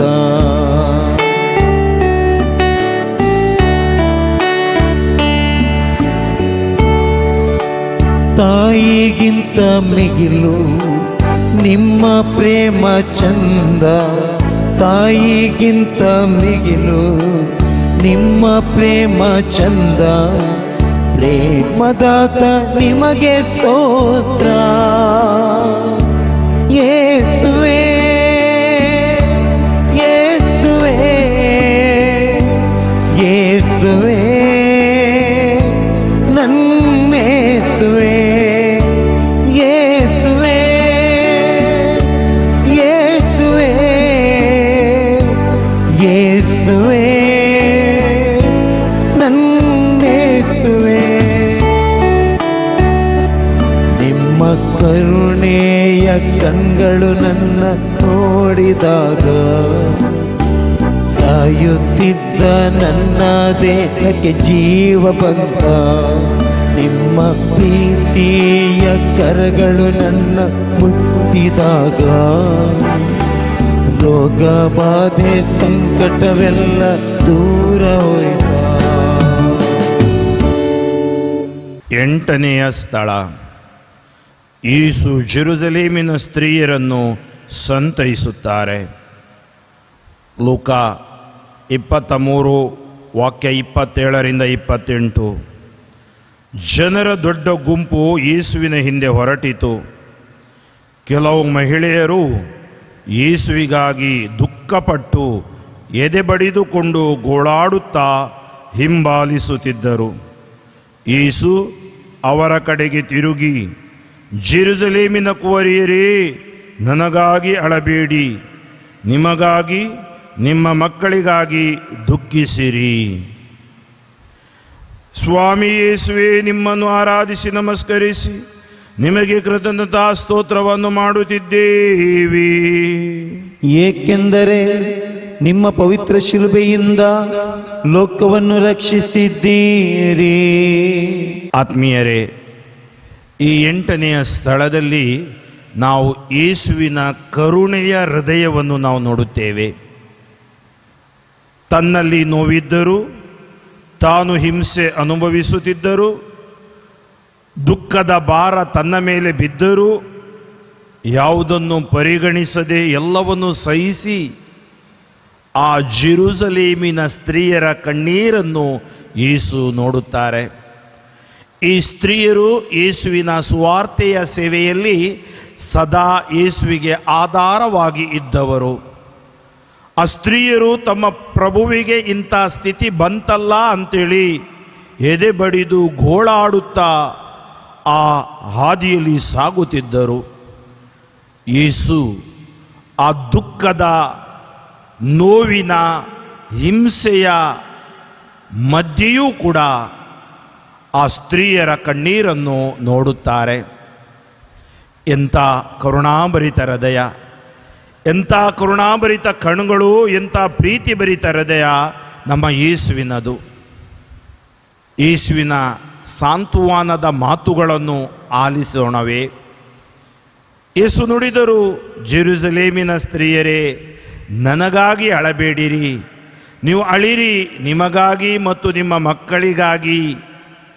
ಹೌದು ಆತ್ಮೀಯ ಸಹೋದರ ಸಹೋದರಿ, ಇವತ್ತು ಈ ಶಿಲುಬೆ ಹಾದಿಯಲ್ಲಿ ನಾವು ಯೇಸುವಿಗಾಗಿ ಅಳಬೇಕಾಗಿಲ್ಲ. ಮನೆಯಲ್ಲಿ ಮಾತು ಕೇಳದ ಮಕ್ಕಳು, ದೇವಾಲಯಕ್ಕೆ ಹೋಗದ ಯುವಜನರು, ದೇವರ ವಾಕ್ಯ ಓದದೆ 24 ತಾಸು ವಾಟ್ಸಪ್, ಫೇಸ್ಬುಕ್ ಈ ಅಂತರ್ಜಾಲದಲ್ಲೇ ತಮ್ಮ ಜೀವನವನ್ನು ಜೀವಿಸುತ್ತಿರುವವರು, ದುಶ್ಚಟ, ದುರ್ಗುಣ, ದುರ್ವ್ಯಾಮೋಹಗಳಿಗೆ ಒಳಗಾಗಿ ದೇವರನ್ನೇ ಮರೆತು ಸಂಸ್ಕಾರಗಳಿಂದ ದೂರವಿದ್ದು ಪವಿತ್ರ ಸಭೆಯನ್ನು ತ್ಯಜಿಸಿದವರು, ಮನೆಯಲ್ಲಿ ಜಪ ಮಾಡದೆ, ಜಪಕ್ಕೆ ಕುಳಿತುಕೊಳ್ಳದೆ ತಮ್ಮದೇ ಲೋಕದಲ್ಲಿ ಇರುವವರು, ಆ ಮಕ್ಕಳನ್ನು ನೆನೆದು ನೀವು ಅಳಿರಿ. ನೀವು ನಿಮ್ಮ ಮಕ್ಕಳಿಗೆ ಕೊಡುವ ಶಿಕ್ಷಣ ಅವರಿಗೆ ಒಂದು ಅಂತಸ್ತನ್ನು ಅಥವಾ ಸಮಾಜದಲ್ಲಿ ಒಂದು ಸ್ಟೇಟಸ್ ನೀಡಬಹುದು, ಆದರೆ ಅವರಿಗೆ ಸಂರಕ್ಷಣೆಯನ್ನು ಕೊಡಲಾಗದು. ಆತ್ಮೀಯರೇ, ಸಂರಕ್ಷಣೆ ಬೇಕಾದರೆ ನಾವು ಯೇಸುವಿನಲ್ಲಿಯೇ ಬರಬೇಕು. ಅದರಿಂದ ಇವತ್ತು ತಂದೆ ತಾಯಂದಿರಿಗೆ ಒಂದು ವಿಶೇಷ ಕಾರ್ಯವಿದೆ. ತಮ್ಮ ಮಕ್ಕಳಿಗಾಗಿ ಪ್ರಾರ್ಥಿಸುವುದು, ತಮ್ಮ ಮಕ್ಕಳನ್ನು ದೇವರ ಹಾದಿಯಲ್ಲಿ ನಡೆಸುವುದು ಮತ್ತು ದೇವರ ಪ್ರೀತಿಯನ್ನು ಆ ಮಕ್ಕಳ ಜೀವನದಲ್ಲಿ ಚಿಕ್ಕಂದಿನಿಂದಲೇ ಅರುಹುವುದು. ಆದ್ದರಿಂದ ಯೇಸುವಿನ ಮಾತುಗಳು ಮತ್ತೊಮ್ಮೆ ನಾವು ಧ್ಯಾನಿಸೋಣ. ಜೆರುಸಲೇಮಿನ ಸ್ತ್ರೀಯರೇ, ನನಗಾಗಿ ಅಳಬೇಡಿರಿ. ಇವತ್ತು ಈ ಶಿಲುಬೆ ಹಾದಿಯಲ್ಲಿ ಯೇಸು ಅದನ್ನೇ ನನಗೂ ನಿಮಗೂ ಹೇಳ್ತಾ ಇದ್ದಾರೆ. ನನಗಾಗಿ ಅಳಬೇಡಿ, ನೀವು ಅಳಿರಿ, ನಿಮಗಾಗಿ, ನಿಮ್ಮ ಕುಟುಂಬಕ್ಕಾಗಿ, ನಿಮ್ಮ ಮಕ್ಕಳಿಗಾಗಿ.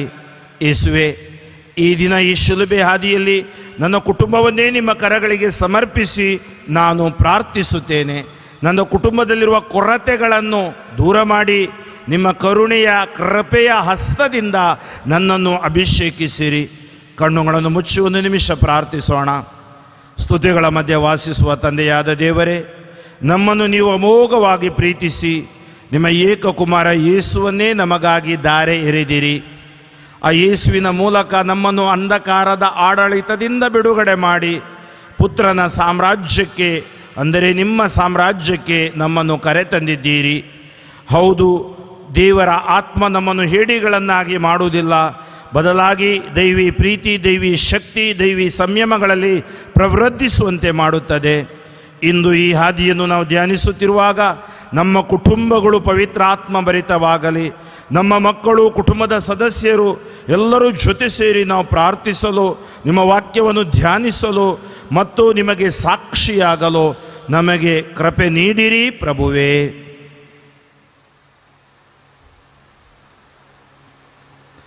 ನಮ್ಮ ಮೇಲೆ ದಯೆ ತೋರಿ ಸ್ವಾಮಿ, ನಮ್ಮ ಮೇಲೆ ದಯೆ ತೋರಿ ಸ್ವಾಮಿ. ವಿಶ್ವಾಸಿಗಳ ಆತ್ಮಗಳು ಸರ್ವೇಶ್ವರನ ಕೃಪೆಯಿಂದ ಸಮಾಧಾನದಿಂದ ವಿಶ್ರಮಿಸಲಿ. ಆಮೆನ್.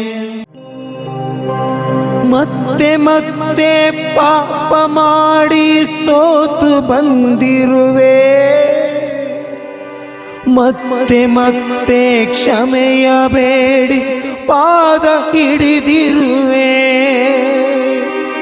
ಮತ್ತೆ ಮತ್ತೆ ಪಾಪ ಮಾಡಿ ಸೋತು ಬಂದಿರುವೆ, ಮತ್ತೆ ಮತ್ತೆ ಕ್ಷಮೆಯ ಬೇಡಿ ಪಾದ ಹಿಡಿದಿರುವೆ. ಮತ್ತೊಮ್ಮೆ ಕ್ಷಮಿಸು ನನ್ನ ಯೇಸು ದೇವನೇ, ಮತ್ತೆ ಪಾಪಕ್ಕೆ ಬೀಳದಂತೆ ರಕ್ಷಿಸೋ ಪ್ರಭುವೇ. ಯೇಸುವೇ ಕರುಣೆ ತೋರಿರಿ, ಯೇಸುವೇ ಕ್ಷಮೆಯ ನೀಡಿರಿ. ಯೇಸುವೇ ಕರುಣೆ ತೋರಿರಿ, ಯೇಸುವೇ ಕ್ಷಮೆಯ ನೀಡಿರಿ. 9ನೆಯ ಸ್ಥಳ, ಯೇಸು 3ನೇ ಬಾರಿ ಶಿಲುಬೆ ಅಡಿಯಲ್ಲಿ ಬೀಳುತ್ತಾರೆ. ಮತ್ತಾಯ 26:41. ಪ್ರಲೋಭನೆಗೆ ಒಳಗಾಗದಂತೆ ಎಚ್ಚರವಾಗಿದ್ದು ಪ್ರಾರ್ಥನೆ ಮಾಡಿರಿ. ಆತ್ಮಕ್ಕೇನೋ ಆಸಕ್ತಿ ಇದೆ, ಆದರೆ ದೇಹಕ್ಕೆ ಶಕ್ತಿ ಸಾಲದು. ಸ್ವಾಮಿ ಯೇಸುವೆ, ನಿಮ್ಮನ್ನು ಆರಾಧಿಸಿ ನಮಸ್ಕರಿಸಿ ಕೃತಜ್ಞತಾ ಸ್ತೋತ್ರವನ್ನು ಮಾಡುತ್ತಿದ್ದೇವೆ. ಏಕೆಂದರೆ ನಿಮ್ಮ ಪವಿತ್ರ ಶಿಲುಬೆಯಿಂದ ಲೋಕವನ್ನು ರಕ್ಷಿಸಿದ್ದೀರಿ. My dear friends, as we go through the season of Lent, we are called upon to reflect on the stations of the cross. And the stations of the cross are very dear to our heart because it tells us the journey Jesus made from the Pharaoh's palace to Calvary. I am asked to share with you a small reflection on the 9th station, which is telling us Jesus fell for the 3rd time. He found the cross a bit heavy and he was already tired. He was feeble, he was weak, and he could not proceed. Very like our human life. He wants to share the humanity with us and often tell us we go through the same difficulties, same problems. We fall and fall again. And when I was reflecting on this station, there are a few group of people, those who came to my mind. You know, when you work in the parish, when you are in the family life, there may be a relative or a friend or a parishioner who is an alcoholic, and you begin to care for him and bring him with you and pray with you and send him to a place where he can get a treatment. And what's our hope? When he comes back, he'll be all right. Things will be back to normal. Often that doesn't happen. He comes back and he's stable for a few weeks, then he fall again. And that reminds me about the fall of Jesus on the third time. Or people, those who are involved in selling their bodies to make a living. The sisters bring them and talk to them and convince them their own dignity of life and what they stand for. You know, they hear all that. But their own human frailty and the need for money often leads them to situations where they really don't want to be. Or people, those who are struggling with their own psychological and emotional problems. We sit down with them, we pray for them, we pray with them, we provide them with the counseling and so on and so forth. But you know what? After some times, all this wears off. They fall again and again. And some of us get so frustrated, asking God, what am I doing? And Jesus is telling us, look at me. I mustered all my courage. I mustered all the prayers that I had. Still I fell down. And that was the feebleness of my human nature. And he asks us to be compassionate. Compassionate to the realities around us. Compassionate to the human side of God's people. That they are feeble, they are weak, they have a tendency to fall again. And why do you do that? Because, I fall again and again. And Jesus is with me, consoling me. Son, don't worry, because I have gone through the same path, on the same journey. May the Lord enable us to be compassionate to people, those who are poor, those who are weak, those who are falling, and those who are involved all kinds of, dysfunctionalities in their lives, the brokenness that sometimes may pain us. And we also ask the Lord to be compassionate towards us when we fall. Just like the Simon, somebody may come on the way and help us to carry the cross and proceed with our journey to Calvary. I pray with you. I thank God for the gift of forgiveness He gives us, the compassion He shows to us. And I pray that our meditation, our prayers lead us to the beautiful mystery of the resurrection. God bless you and keep you well. ಪ್ರಾರ್ಥನೆ. ಪ್ರಿಯ ಯೇಸುವೆ, ನನಗೆ ನನ್ನ ಜೀವನದಲ್ಲಿ ಸಿಕ್ಕಿದ ಕರೆಯ ಕುರಿತು ಸ್ಪಷ್ಟತೆಯನ್ನು ಹೊಂದಲು ನೀವು ಆಧಾರ ನೀಡಿರಿ. ನಮ್ಮ ಜೀವನದ ಪಯಣದಲ್ಲಿ ನಮಗೆ ಸಿಗುವ ಸೋಲಿನಲ್ಲಿ ಜಯವನ್ನು ಮತ್ತು ನಿರಾಶೆಯಲ್ಲಿ ಭರವಸೆಯನ್ನು ಕರುಣಿಸಿರಿ ಪ್ರಭುವೇ.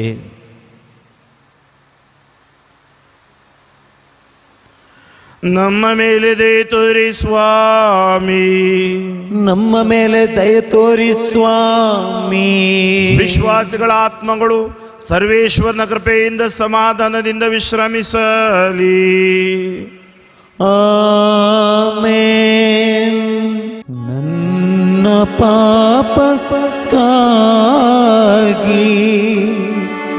ಶಿಕ್ಷೆಯು ನಿಮಗೆ ದೇವಾ, ನನ್ನ ದ್ರೋಹಕ್ಕಾಗಿ ಶಿಲುಬೆಯು ನಿಮಗೆ ದೇವಾ. ಯೇಸುವೇ ಕರುಣಿಸು, ಪಾಪದಿಂದ ರಕ್ಷಿಸು. ದೇಹದ ಸುಖವನ್ನೇ ನಾ ಹುಡುಕಿದೆ, ನಿಮ್ಮನು ನಾ ಮರೆತೆ ದೇಹದ ಸುಖವನ್ನೇ ನಾ ಹುಡುಕಿದೆ ನಿಮ್ಮನು ನಾ ಮರೆತೆ ರೋಗಕ್ಕೆ ಬಲಿಯಾದೆ ಬಲು ಕಷ್ಟದಿ ನಾ ಸೋತೆ ಯೇಸುವೇ ಕರುಣಿಸು ಪಾಪದಿಂದ ರಕ್ಷಿಸು ಯೇಸುವೇ ಕರುಣಿಸು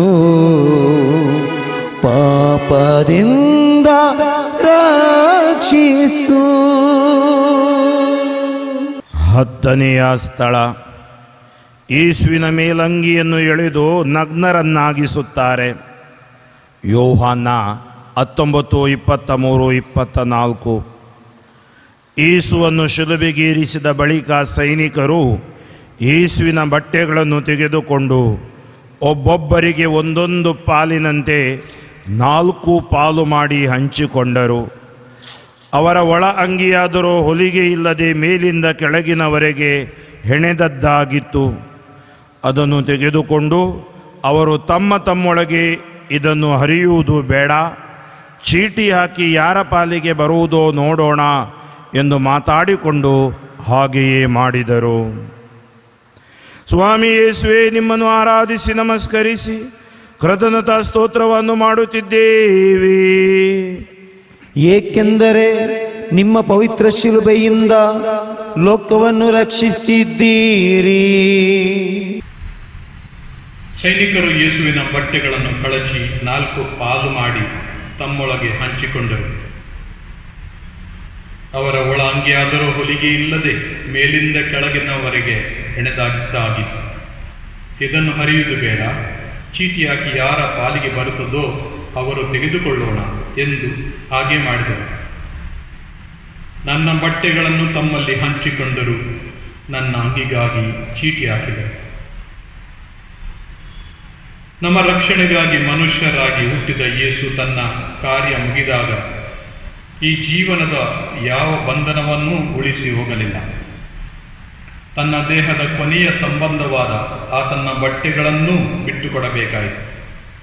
ಎಲ್ಲರ ಮುಂದೆ ಬಹಿರಂಗವಾಗಿ ಬಟ್ಟೆ ಕಳಚಿ ಯೇಸು ಸ್ವಾಮಿಯನ್ನು ಅವಮಾನಕ್ಕೆ ಒಳಪಡಿಸಿದರು. ಮಾತ್ರವಲ್ಲದೆ ಇಡೀ ಮಾನವ ಕುಲಕ್ಕೂ ಅವಮಾನ ಎಸಗಿದರು.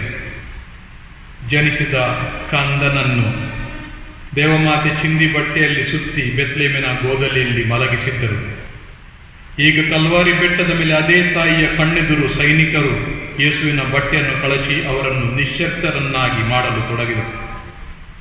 ದೇವಪುತ್ರರು ನಿಶ್ಶಕ್ತರು, ಬಲಹೀನರು ಎಂದು ಪ್ರಪಂಚದ ಎದುರು ಸಾರಲಾಯಿತು. ಮನುಷ್ಯರ ಬಲಹೀನತೆಯಲ್ಲಿ ದೇವರ ಶಕ್ತಿ ಕಂಡುಕೊಳ್ಳುವ ಸಾಧ್ಯತೆ ಅವರಲ್ಲಿ ಇರಲಿಲ್ಲ. ಸ್ವಾಮಿ ಯೇಸುವೆ, ಪವಿತ್ರ ಧರ್ಮ ಗ್ರಂಥದಲ್ಲಿ, ಪವಿತ್ರ ಬೈಬಲ್ನಲ್ಲಿ ಹೇಳಿರುವ ಹಾಗೆ ನಿಮ್ಮ ಬಟ್ಟೆಯನ್ನು ಕಳಚಿ 4 ಪಾಲು ಮಾಡಿ ತಮ್ಮೊಂದಿಗೆ ಹಂಚಿಕೊಂಡರು. ನಿಮ್ಮ ಶರೀರವು ಹೊಡೆತದಿಂದ ದುರ್ಬಲ ಮಾಡಿತು. ಆದರೂ ಸ್ವಾರ್ಥದಿಂದ ನಿಮ್ಮ ಒಳ ಅಂಗಿಯನ್ನು ಮೊದಲೇ ತೆಗೆದು ಇಟ್ಟಿದ್ದರು. ದೇವರ ಮಂದಿರವಾದ ನಿಮ್ಮ ಶರೀರವನ್ನು ಮನುಷ್ಯರ ಎದುರು ತೆರೆದಿಟ್ಟಿದ್ದಾರೆ. ಆದಾಮನು ನಗ್ನನಾಗಿರುವುದು ಬೇಡವೆಂದು ದೇವರು ಅವರಿಗೆ ಚರ್ಮದ ಅಂಗಿಗಳನ್ನು ಮಾಡಿ ಕೊಡಿಸಿದರು. ಆದರೆ ನಿಮ್ಮ ಶರೀರವನ್ನು ನಗ್ನವಾಗಿ ಇರಲು ಬಿಟ್ಟರು. ಇದೇ ಶರೀರದ ಮೂಲಕ ನೀವು ಮನುಷ್ಯ ಶರೀರದ ಘನತೆಯನ್ನು, ಗೌರವವನ್ನು ಮನುಷ್ಯ ಕುಲಕ್ಕೆ ತೋರಿಸಿಕೊಟ್ಟಿದ್ದೀರಿ. ನಮ್ಮ ಪ್ರತಿಯೊಬ್ಬರ ಶರೀರವು ಪವಿತ್ರಾತ್ಮರ ಮಂದಿರವೆಂದು ಪರಮ ಪೂಜ್ಯ ದೇವರಾದ ಪಿತಾ ಮತ್ತು ಸುತ ಮತ್ತು ಪವಿತ್ರಾತ್ಮರು ಅಲ್ಲಿ ತನ್ನ ವಾಸವನ್ನು ಮಾಡುತ್ತಾರೆಂದು ನೀವು ನಮಗೆ ಪ್ರಕಟಪಡಿಸಿದ್ದೀರಿ. ಸ್ವಾಮಿ, ಇಂದು ನಾನು ನನಗೆ ಕೇಳ್ತಾ ಇದ್ದೇನೆ, ಇಂದು ಜನಿಸಿದ ಮಗು ನನಗೆ ದೇವ ಮಂದಿರದಂತೆ ಕಾಣುತ್ತದೆಯೋ? ಚೆನ್ನಾಗಿ ಬೆಳೆದು ಸುಂದರವಾಗಿದ್ದ ಶರೀರಗಳು ದೇವರ ಮಂದಿರಗಳಂತೆ ಕಾಣಬಹುದು. ಆದರೆ ಅಂಗವಿಕಲತೆಯಿಂದ ಕೂಡಿದ ಅಥವಾ ಸೊರಗಿದ ಶರೀರಗಳು ಕೆಲವು ಬಾರಿ ಜೈಲಿನಂತೆಯೂ ಕೆಲವು ಬಾರಿ ಸಮಾಧಿಗಳಂತೆಯೂ ನನಗೆ ಕಾಣುತ್ತಿವೆ. ಸ್ವಾಮಿ ಯೇಸುವೆ, ನನ್ನ ಶರೀರವನ್ನು ಅತಿಮಾನ ಮರ್ಯಾದೆಯಿಂದ ಕಾಪಾಡಲು, ಇತರರ ಶರೀರಕ್ಕೆ ಸಲ್ಲಬೇಕಾದ ಗೌರವವನ್ನು ಕೊಡಲು ನನಗೆ ನಿನ್ನ ಕೃಪೆಯನ್ನು ದಯಪಾಲಿಸು. ಈ ಸಮಾಜದಲ್ಲಿ ಕಳಚಿ ಹೋಗಿರುವ ಮಾನವೀಯತೆಯನ್ನು ನಮ್ಮೆಲ್ಲರಿಗೆ ಕೊಟ್ಟು ಇಡೀ ಮನುಷ್ಯ ಕುಲ ಶುದ್ಧವಾಗಿ ಎಲ್ಲರಲ್ಲೂ ಪ್ರೀತಿ ಅನುಕಂಪ ಹರಿದು ಬಂದು ನಮ್ಮ ಈ ಬದುಕು ಪಾವನವಾಗಲಿ. ಪ್ರಾರ್ಥನೆ. ಪ್ರಿಯ ಯೇಸುವೆ, ನಾನು ನಿನ್ನನ್ನು ಪ್ರೀತಿಸಿದಂತೆ ನನ್ನ ನೆರೆಯವನ ಪ್ರೀತಿಸಲು ನನಗೆ ಶಕ್ತಿ ನೀಡಿರಿ. ನನಗೆ ಒಳ್ಳೆಯದು ಹಾಗೂ ಸರಿ ಎಂದೆನಿಸುವುದನ್ನು ಹುಡುಕುವುದಕ್ಕೂ ನಿಮಗೆ ಒಳ್ಳೆಯದು ಮತ್ತು ನಿಮ್ಮ ಚಿತ್ತದ ಪ್ರಕಾರ ಜೀವಿಸುವ ಮನೋಭಾವವನ್ನು ನನ್ನಲ್ಲಿ ರೂಪಿಸಿರಿ ಪ್ರಭುವೇ. ನಮ್ಮ ಮೇಲೆ ದಯೆ ತೋರಿ ಸ್ವಾಮಿ. ನಮ್ಮ ಮೇಲೆ ದಯೆ ತೋರಿ ಸ್ವಾಮಿ. ವಿಶ್ವಾಸಿಗಳ ಆತ್ಮಗಳು ಸರ್ವೇಶ್ವರನ ಕೃಪೆಯಿಂದ ಸಮಾಧಾನದಲ್ಲಿ ವಿಶ್ರಮಿಸಲಿ. ಆಮೆನ್. ಕ್ಷಮಿಸುವ ವರ ನೀಡು ಯೇಸುವೆ, ಕ್ಷಮಿಸಿ ಪ್ರೀತಿಸುವ ಮನ ನೀಡು ಯೇಸುವೆ, ಕ್ಷಮಿಸುವ ವರ ನೀಡು ಯೇಸುವೆ, ಕ್ಷಮಿಸಿ ಪ್ರೀತಿಸುವ ಮನ ನೀಡು ಯೇಸುವೆ.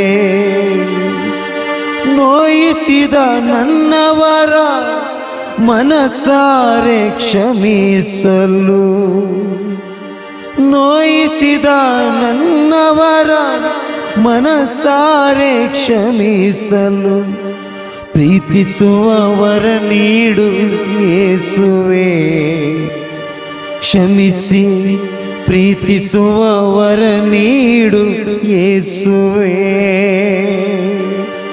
ಕ್ಷಮಿಸುವ ವರ ನೀಡು ಯೇಸುವೆ, ಕ್ಷಮಿಸಿ ಪ್ರೀತಿಸುವ ಮನ ನೀಡು ಯೇಸುವೆ. ಹನ್ನೊಂದನೆಯ ಸ್ಥಳ. ಯೇಸುವಿನ ಕರಗಳನ್ನು ಶಿಲುಬೆಗೆ ಜಡಿಯುತ್ತಾರೆ. ಮಾರ್ಕ 15:22-25. ಬಳಿಕ ಯೇಸುವನ್ನು ಗೋಲ್ಗೊಥ ಎಂಬ ಸ್ಥಳಕ್ಕೆ ಕರೆದುಕೊಂಡು ಬಂದರು. ಅಲ್ಲಿ ರಕ್ತಬೋಳ ಮಿಶ್ರಿತ ದ್ರಾಕ್ಷಾರಸವನ್ನು ಯೇಸುವಿಗೆ ಕೊಟ್ಟರು. ಆದರೆ ಅದನ್ನು ಅವರು ಕುಡಿಯಲಿಲ್ಲ. ಕೊನೆಗೆ ಅವರನ್ನು ಶಿಲುಬೆಗೆ ಏರಿಸಿದರು. ಯೇಸುವನ್ನು ಶಿಲುಬೆಗೆ ಏರಿಸಿದಾಗ ಬೆಳಿಗ್ಗೆ ಸುಮಾರು 9 ಗಂಟೆಯಾಗಿತ್ತು. ಸ್ವಾಮಿ ಯೇಸುವೆ, ನಿಮ್ಮನ್ನು ಆರಾಧಿಸಿ ನಮಸ್ಕರಿಸಿ ಕೃತಜ್ಞತಾ ಸ್ತೋತ್ರವನ್ನು ಮಾಡುತ್ತಿದ್ದೇವೆ, ಏಕೆಂದರೆ ನಿಮ್ಮ ಪವಿತ್ರ ಶಿಲುಬೆಯಿಂದ ಲೋಕವನ್ನು ರಕ್ಷಿಸಿದ್ದೀರಿ. ನನ್ನ ಪ್ರಿಯ ಸಹೋದರ ಸಹೋದರಿಯರೇ, ಶಿಲುಬೆಯಾದಿ ಎಂಬ ಧ್ಯಾನ ಹಾಗೂ ಪ್ರಾರ್ಥನೆಯ ಈ ವಿಶೇಷ ಕಾರ್ಯಕ್ರಮದಲ್ಲಿ ನಾವು ಭಾಗವಹಿಸ್ತಾ ಇದ್ದೀವಿ. ಇದೊಂದು ಆಧ್ಯಾತ್ಮಿಕ ಕಾರ್ಯಕ್ರಮ. 11ನೇ ಸ್ಥಳದಲ್ಲಿ ಯೇಸು ಸ್ವಾಮಿಯನ್ನು ಶಿಲುಬೆಯ ಮೇಲೆ ಮಲಗಿಸಿ ಮೊಳೆಗಳಿಂದ ಜಡಿದರು ಎಂಬುದನ್ನು ನಾವು ಧ್ಯಾನಿಸಲಿಕ್ಕಿದ್ದೇವೆ, ಪ್ರಾರ್ಥನೆ ಮಾಡಲಿಕ್ಕಿದ್ದೇವೆ. ಶಿಲುಬೆ ಮರ ಅವಮಾನದ ಒಂದು ಸಂಕೇತವಾಗಿತ್ತು. ಅದು ಕಳ್ಳರಿಗೂ ಕದಿಮರಿಗೂ ಶಿಕ್ಷೆಯನ್ನು ವಿಧಿಸುವಂತಹ ಒಂದು ಸಾಧನವಾಗಿತ್ತು. ಯೇಸು ಅದನ್ನು ಹೊರುವ ಮೂಲಕ, ಯೇಸು ಅದರ ಮೇಲೆ ಜಡೆಯಲ್ಪಟ್ಟು ಪ್ರಾಣವನ್ನು ತ್ಯಾಗ ಮಾಡುವ ಮೂಲಕ ಆ ಶಿಲುಬೆಗೆ ವಿಶೇಷ ಅರ್ಥವನ್ನು ನೀಡಿದ್ದಾರೆ. ಅದು ಜಯದ ಸಂಕೇತ, ಅದು ರಕ್ಷಣೆಯ ಸಂಕೇತ, ಯೇಸುವಿನ ಪ್ರೀತಿ ತ್ಯಾಗವನ್ನು ತೋರ್ಪಡಿಸುವ ಆ ಒಂದು ಬಲಿ ಅರ್ಪಣೆಯ ಸಂಕೇತ. ಯೇಸು ಈ ಶಿಲುಬೆ ಮರವನ್ನು ಬಲಿಪೀಠವಾಗಿ ಮಾರ್ಪಡಿಸ್ತಾ ಅವರೇ ನೈಜ ಕುರಿಮರಿ ಎಂಬುದನ್ನು ಲೋಕಕ್ಕೆ ತೋರ್ಪಡಿಸಿರುತ್ತಾರೆ. ಆ ಕುರಿಮರಿಗೆ ಆ ಒಂದು ಬಲಿ ಅರ್ಪಣೆಯ ಮೂಲಕ ಒಂದು ಹೊಸ ನೂತನ ಒಡಂಬಡಿಕೆಯನ್ನು ಮನುಕುಲದೊಂದಿಗೆ ದೇವರು ಮಾಡಿಕೊಂಡಿರುತ್ತಾರೆ. ಯೇಸು ಸ್ವಾಮಿ ಈ ಒಂದು ಕಲ್ವಾರಿ ಬೆಟ್ಟದ ತುದಿಗೆ ಬಂದು ಸೇರಿದಾಗ ಶಿಲುಬೆಯನ್ನು ಹೊರುತ್ತಾ ಬಿದ್ದು ಎದ್ದು ಮುಂದುವರಿಸುತ್ತಾ ಈಗ ಕಡೆಯ ಘಟ್ಟಕ್ಕೆ ಬಂದಿದ್ದಾರೆ. ಇಲ್ಲಿ ಆ ಶಿಲುಬೆಯನ್ನ ಕೆಳಗಿಟ್ಟು ಯೇಸುವಿನ ಮೇಲೆ ಮಲಗಿಸಿ 3 ಮೊಲೆಗಳಿಂದ ಕೈಗಳನ್ನು ಅವರ ಕಾಲುಗಳನ್ನು ಜಡಿಯುತ್ತಾರೆ ಶಿಲುಬೆಗೆ. ಯೇಸುವಿಗೆ ಎಷ್ಟು ವೇದನೆ ಆಗಿರಬೇಕು, ಎಷ್ಟು ನೋವಾಗಿರಬೇಕು. ಈಗಾಗಲೇ ಅವರು ನೊಂದು ಬೆಂದು ಅವಮಾನಗಳಿಂದ ಅವರು ಮನದಲ್ಲಿ ವೇದನೆ, ದೈಹಿಕವಾಗಿ ವೇದನೆ ಆಗಿರುವಾಗ, ತನ್ನಲ್ಲಿ ಇನ್ನೇನು ಶಕ್ತಿಯೇ ಇಲ್ಲ ಅಂತ ಹೇಳಿ ಅವರು ಮುಂದಾದಾಗ ಈಗ ಕಡೆಯ ಹಂತದಲ್ಲಿ ಇವನನ್ನು ಆ ಶಿಲುಬೆಗೆ ಜಡಿಯುತ್ತಾರೆ. ಅವರ ಕೈಕಾಲುಗಳ ಮಾಂಸ, ಮೂಳೆ, ನರ ಇವೆಲ್ಲವೂ ಆ ಮೊಳೆಗಳಿಂದ ಹಾದು ಹೋಗಿ ಶಿಲುಬೆಗೆ ಜಡಿಯಲ್ಪಟ್ಟರು. ಶಿಲುಬೆಯೊಂದಿಗೆ ಇರುವಂತೆ ಮಾಡಿದರು.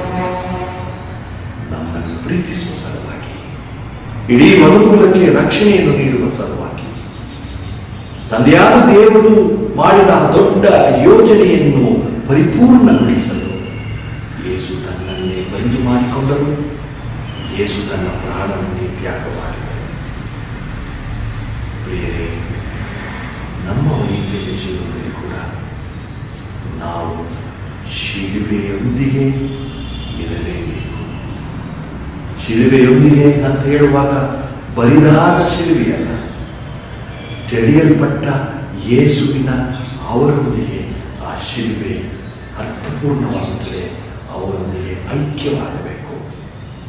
ನಮ್ಮ ಅನುದಿನ ಜೀವನದಲ್ಲಿ ಬರುವಂತಹ ಕಷ್ಟಗಳು, ತೊಂದರೆಗಳು, ಅಪರ್ಥಗಳು, ಅವಮಾನಗಳು, ನಮ್ಮ ಅನುದಿನ ಜೀವನದಲ್ಲಿ ಬರುವಂತಹ ಕಾಯಿಲೆಗಳು, ಒಂದಿಷ್ಟು ನೋವು, ಒಂದಿಷ್ಟು ಬರಿದಾದಂಥ ಒಂದು ಪರಿಸ್ಥಿತಿಯಲ್ಲಿರುವಾಗ ನನಗೆ ಯಾರೂ ಇಲ್ಲ, ನನಗೇನೂ ಇಲ್ಲ, ನಾನು ಏಕಾಂಗಿ ಅಂತ ಹೇಳುವಾಗ ದೇವರು ನಮ್ಮೊಂದಿಗಿದ್ದಾರೆ ಎಂಬ ಒಂದು ಭರವಸೆ, ಒಬ್ಬ ಯೋಚನೆ, ನಮ್ಮ ಆ ಒಂದು ನಂಬಿಕೆಯೇ ನಮಗೆ ಶಕ್ತಿ.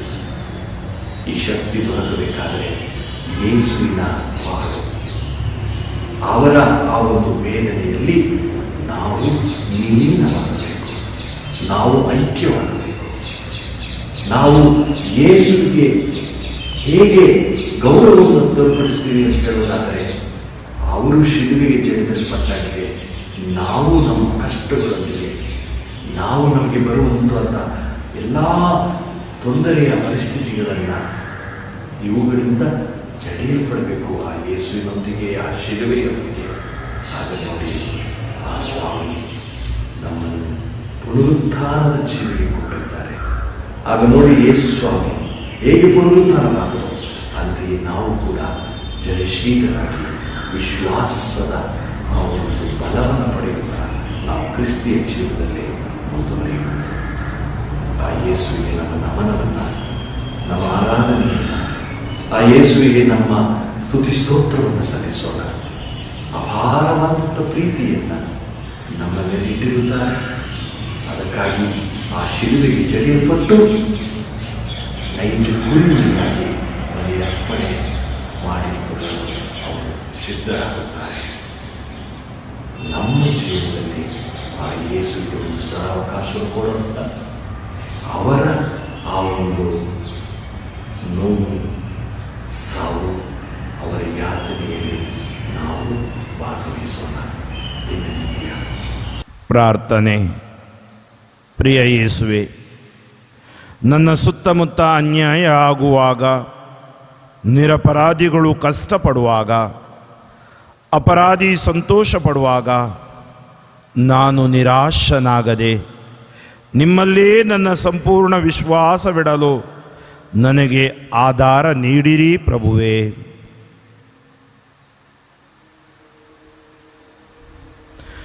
ನಮ್ಮ ಮೇಲೆ ದಯೆ ತೋರಿ ಸ್ವಾಮಿ, ನಮ್ಮ ಮೇಲೆ ದಯೆ ತೋರಿ ಸ್ವಾಮಿ.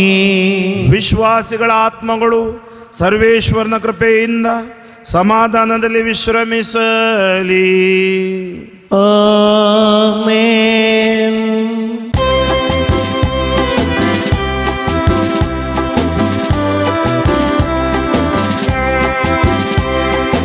ಯೇಸುವೆ ನನ್ನ ಸ್ನೇಹಿತ,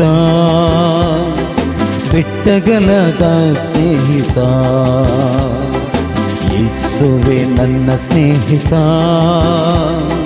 ಬಿಟ್ಟಗಲದ ಸ್ನೇಹಿತ. ನನಗಾಗಿ ಜೀವ ಕೊಟ್ಟ ಯೇಸುವೆ ನಿಜ ಸ್ನೇಹಿತ. ನನಗಾಗಿ ಜೀವ ಕೊಟ್ಟ ಯೇಸುವೆ ನಿಜ ಸ್ನೇಹಿತ. ಎಂದೆಂದು ಜೊತೆ ಇರುವ ನನ್ನೇಸುವೆ ಸ್ನೇಹಿತ. ಎಂದೆಂದು ಜೊತೆ ಇರುವ ನನ್ನೇಸುವೆ ಸ್ನೇಹಿತ. ಯೇಸುವೆ ನನ್ನ ಸ್ನೇಹಿತ, ಬಿಟ್ಟಗಲದ ಸ್ನೇಹಿತ. ಯೇಸುವೆ ನನ್ನ ಸ್ನೇಹಿತ, ಬಿಟ್ಟಗಲದ ಸ್ನೇಹಿತ. 12ನೆಯ ಸ್ಥಳ, ಯೇಸು ಶಿಲುಬೆಯ ಮೇಲೆ ಪ್ರಾಣತ್ಯಾಗ ಮಾಡುತ್ತಾರೆ. ಮಾರ್ಕ 15:33-34, ವಾಕ್ಯ 37. ಆಗ ನಡು ಮಧ್ಯಾಹ್ನ, ಆ ಹೊತ್ತಿನಿಂದ 3 ಗಂಟೆಯವರೆಗೂ ನಾಡಿನಲ್ಲೆಲ್ಲ ಕತ್ತಲೆ ಕವಿಯಿತು. 3ನೆಯ ಗಂಟೆಯ ಸಮಯದಲ್ಲಿ ಯೇಸು ಸ್ವಾಮಿ, ಏಲೋಹಿ ಏಲೋಹಿ ಲಾಮಾ ಸಬಕ್ತನಿ ಎಂದರೆ, ನನ್ನ ದೇವರೇ ನನ್ನ ದೇವರೇ ನನ್ನನ್ನೇಕೆ ಕೈ ಬಿಟ್ಟಿದ್ದೀರಿ ಎಂದು ಗಟ್ಟಿಯಾಗಿ ಕೂಗಿಕೊಂಡರು. ಯೇಸುವಾದರೋ ಗಟ್ಟಿಯಾಗಿ ಕೂಗಿ ಪ್ರಾಣ ಬಿಟ್ಟರು.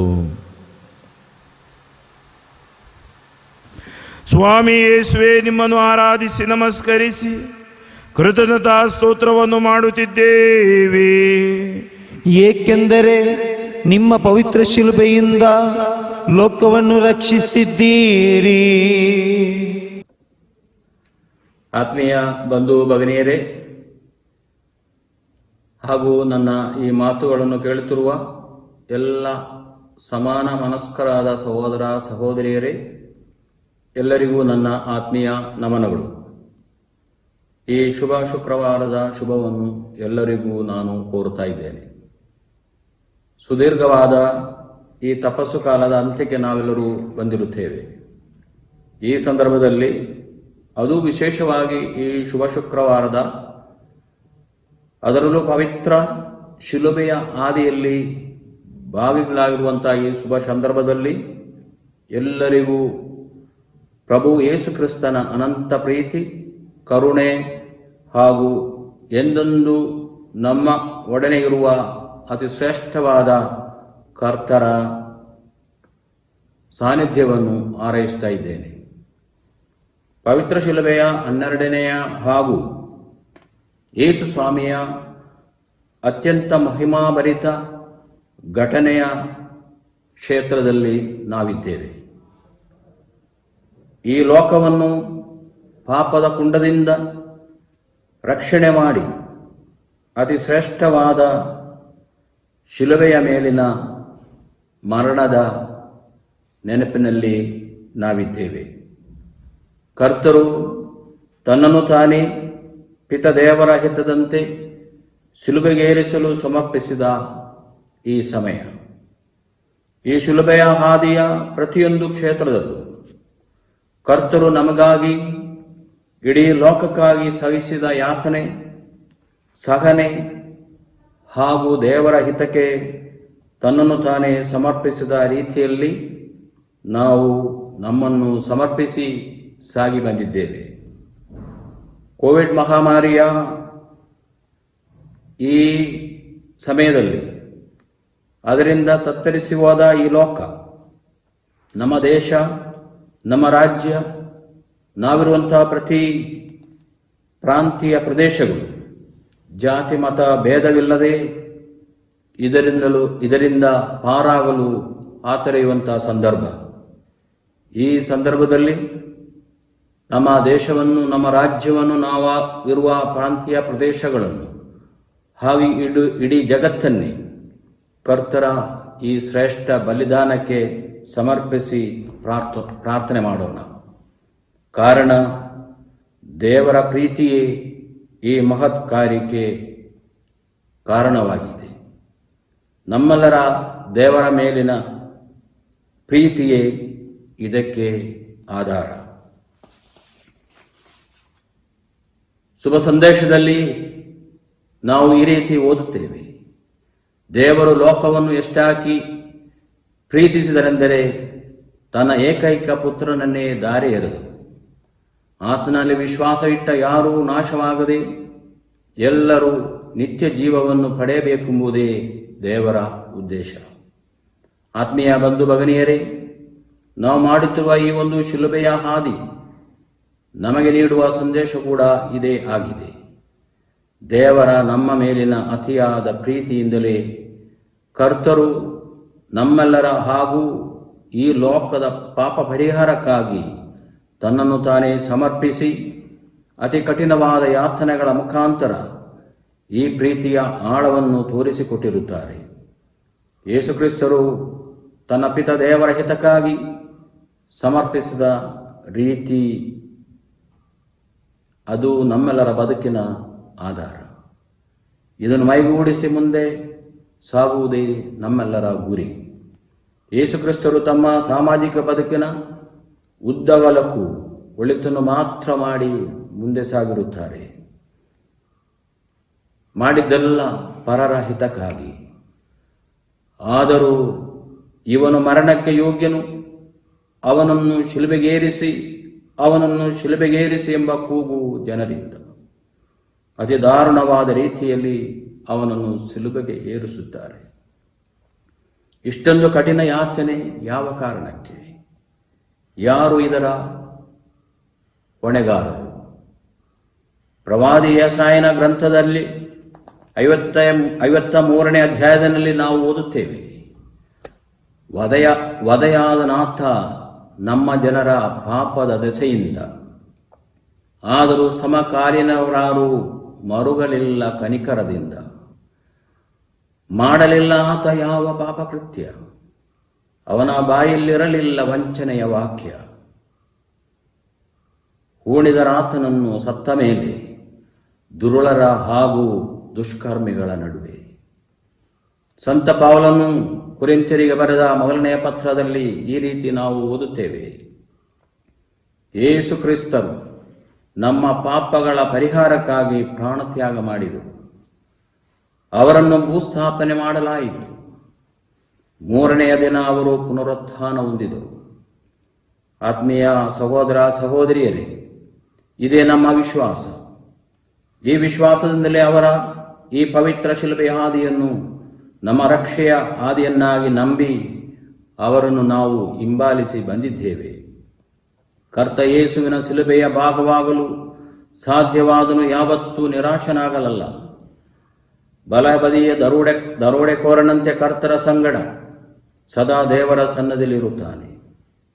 ನಮ್ಮ ಭಾರಗಳನ್ನೊತ್ತು ಕರ್ತರ ಶಿಲುಬೆಯ ಹಿಂದೆ ಸಾಗೋಣ ಎಂಬ ಸಂತ ದ್ವಿತೀಯ ಜಾನ್ ಪೌಲ್ ಜಗದ್ಗುರುಗಳ ಮಾತುಗಳನ್ನು ಸದಾ ನಮ್ಮ ಮನದಲ್ಲಿಟ್ಟು ಈ ಶಿಲುಬೆಯ ಹಾದಿಯನ್ನು ಪೂರ್ತಿಗೊಳಿಸೋಣ.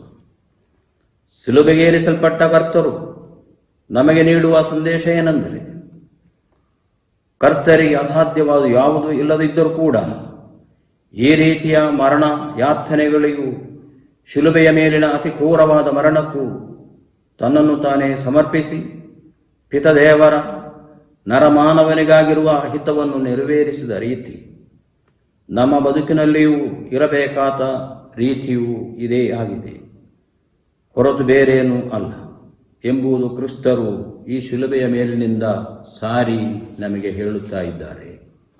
ಆತ್ಮೀಯ ಸಹೋದರ ಸಹೋದರಿಯರೇ, ಯೇಸು ಕ್ರಿಸ್ತರು ನಮಗಾಗಿ ವರಿಸಿದ ಈ ಶಿಲುಬೆಯ ಮೇಲಿನ ಮರಣ, ಅವರ ಶರೀರದಿಂದ ಹೊರಬಿದ್ದ ಪ್ರತಿಯೊಂದು ರಕ್ತ ಕಣಗಳು, ಕೈಕಾಲುಗಳಲ್ಲಿ ಬಡಿದ ಆಣಿಗಳು, ತಲೆಗೆ ಹೊದಿಸಿದ ಮುಳ್ಳಿನ ಕಿರೀಟ, ಮುಖಕ್ಕೆ ಅಪ್ಪಳಿಸಿದ ಉಗುಳು, ಚಾಟಿ ಏಟುಗಳು, ಜನರಿಂದ ಕೂಗಿ ಬಂದ ನಿಂದನೆಯ ಪದಗಳು ಎಲ್ಲವೂ ನಮ್ಮ ಮೇಲಿನ ದೇವರ ಪ್ರೀತಿ ಹಾಗೂ ಕರುಣೆಯ ಸಂಕೇತಗಳಾಗಿವೆ. ಈ ಒಂದು ಸಂದರ್ಭದಲ್ಲಿ ಆತ್ಮೀಯರೇ, ನಮ್ಮ ಪ್ರಸ್ತುತ ಬದುಕಿನಲ್ಲಿ ಗಮನಿಸಬೇಕಾದ ಕೆಲವೊಂದು ವಿಚಾರಗಳನ್ನು ನಿಮ್ಮ ಮುಂದಿಡಲು ಬಯಸುತ್ತೇನೆ.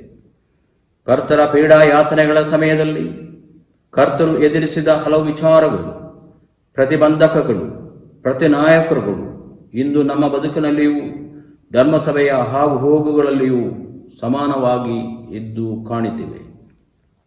ಇಂಥ ವಿಚಾರಗಳು ಧಾರ್ಮಿಕ ಕ್ಷೇತ್ರದಲ್ಲಾಗಬಹುದು, ರಾಜಕೀಯ ಕ್ಷೇತ್ರಗಳಲ್ಲಾಗಬಹುದು ಹಾಗೂ ನಮ್ಮ ಆಂತರಿಕ ಬದುಕಿನ ಕ್ಷೇತ್ರಗಳಲ್ಲಿಯೂ ಆಗಬಹುದು. ಕಯ್ಯಾಫನ, ಪಿಲಾತನ, ಯೂದನ ಪ್ರತಿನಿಧಿಗಳಾಗಿ ಇವತ್ತು ಕ್ರಿಸ್ತನ ಶುಭ ಸಂದೇಶಕ್ಕೂ ಧರ್ಮಸಭೆಯ ಭಗವತ್ ಕಾರ್ಯಗಳಿಗೂ ಹಲವು ರೀತಿಯ ಪ್ರತಿಬಂಧಕಗಳಾಗಿ, ಪ್ರತಿನಾಯಕರುಗಳಾಗಿ ಹಾಗೂ ಸಮಾನ ಸಮಸ್ಯೆಗಳಾಗಿ ನಮ್ಮ ಮುಂದೆ ಇದೆ ಎಂಬುದನ್ನು ತಿಳಿಯೋಣ.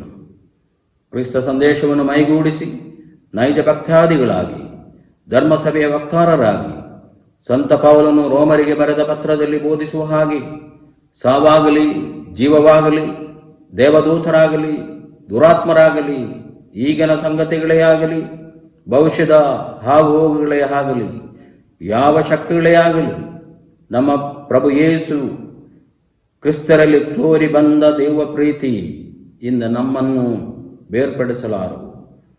ಇದನ್ನು ತಿಳಿಯೋಣ, ಇದರಂತೆ ವರ್ತಿಸೋಣ. ಮಗದೊಮ್ಮೆ ಎಲ್ಲರಿಗೂ ಕರ್ತ ಯೇಸುವಿನ ಮರಣದ ಹಾಗೂ ಪುನರುತ್ಥಾನದ ಶುಭವನ್ನು ಕೋರುತ್ತೇನೆ. ಪ್ರಾರ್ಥನೆ. ಪ್ರಿಯ ಯೇಸುವೆ, ನಿಮ್ಮ ಶಿಲುಬೆಯ ಮರಣ ನನ್ನ ಪ್ರೀತಿ ಸಂಪೂರ್ಣತೆ ಕಾಣಲು ಆಧಾರವಾಗಲಿ. ನಾನು ನನ್ನನ್ನು ಪ್ರೀತಿಸಿದಂತೆ ನನ್ನ ನೆರೆಯವನ ಪ್ರೀತಿಸಲು ಹಾಗೂ ನಿಮ್ಮ ಪ್ರೀತಿಸಿ ಸಾಕ್ಷಿಯಾಗಲು ಪವಿತ್ರಾತ್ಮರ ಪ್ರೇರಣೆಯಿಂದ ಸಮರ್ಪಕ ಯೋಜನೆ ರೂಪಿಸಲು ನನಗೆ ಆಧಾರ ನೀಡಿರಿ ಪ್ರಭುವೇ.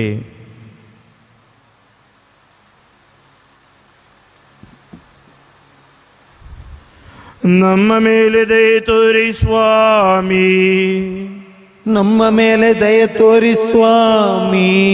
ವಿಶ್ವಾಸಿಗಳ ಆತ್ಮಗಳು ಸರ್ವೇಶ್ವರನ ಕೃಪೆಯಿಂದ ಸಮಾಧಾನದಲ್ಲಿ ವಿಶ್ರಮಿಸಲಿ. ಆಮೆನ್. ಪಿತನು ನುಡಿದ ಸ್ತ್ರೀಯು, ವಾಗ್ದಾನ ಮಾಡಿದ ಕನ್ನಿಕೆಯು, ಯೇಸು ನೀಡಿದ ತಾಯಿ, ನೀನೇ ಮೇರಿ ಮಾತೆ, ನೀನೇ ಮೇರಿ ಮಾತೆ. ಪಿತನು ನುಡಿದ ಸ್ತ್ರೀಯು, ವಾಗ್ದಾನ ಮಾಡಿದ ಕನ್ನಿಕೆಯು, ಯೇಸು ನೀಡಿದ ತಾಯಿ, ನೀನೇ ಮೇರಿ ಮಾತೆ, ನೀನೇ ಮೇರಿ ಮಾತೆ. 13ನೆಯ ಸ್ಥಳ. ಯೇಸುವಿನ ಪಾರ್ಥಿವ ಶರೀರವನ್ನು ಮಾತೆ ಮರಿಯಳ ಮಡಿಲಲ್ಲಿ ಇಡುತ್ತಾರೆ. ಯೋಹಾನ 19:26-27. ಯೇಸು ತಮ್ಮ ತಾಯಿಯನ್ನು ಆಕೆಯ ಪಕ್ಕದಲ್ಲಿ ನಿಂತಿದ್ದ ತಮ್ಮ ಆಪ್ತ ಶಿಷ್ಯನನ್ನು ನೋಡಿ, ಅಮ್ಮ, ಇಗೋ ನಿನ್ನ ಮಗ ಎಂದರು. ಅನಂತರ ತಮ್ಮ ಶಿಷ್ಯನನ್ನು ಕುರಿತು, ಇಗೋ ನಿನ್ನ ತಾಯಿ ಎಂದರು.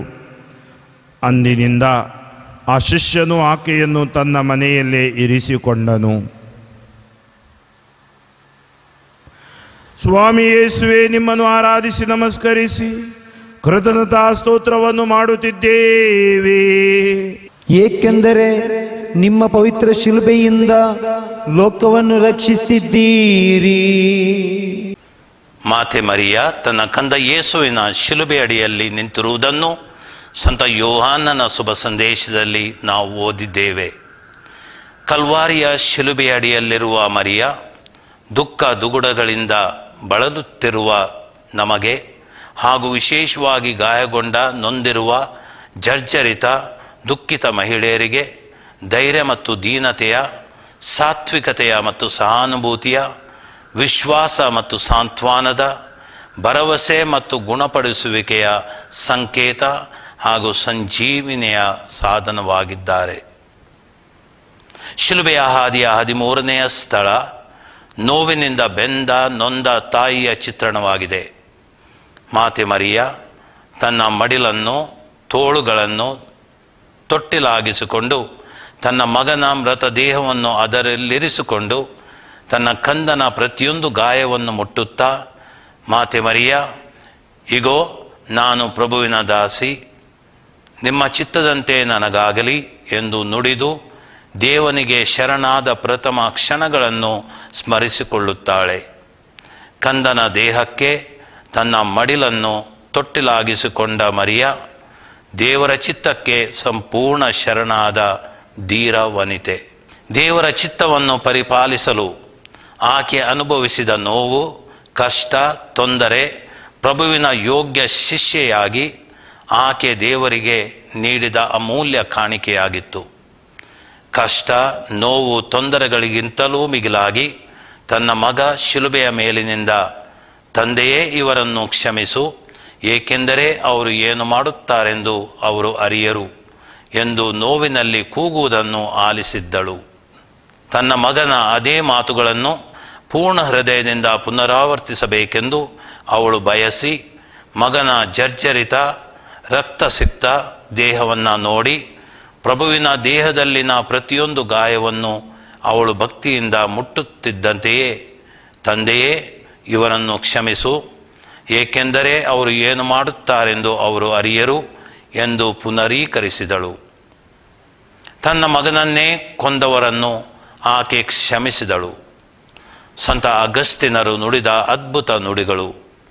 ತನ್ನ ಮಗನನ್ನು ಕೊಂದವರನ್ನು ತನ್ನ ಮಕ್ಕಳಾಗಿಸಿಕೊಂಡ ಮಮತೆಯ ತಾಯಿ ಮಾತೆ ಮರಿಯ.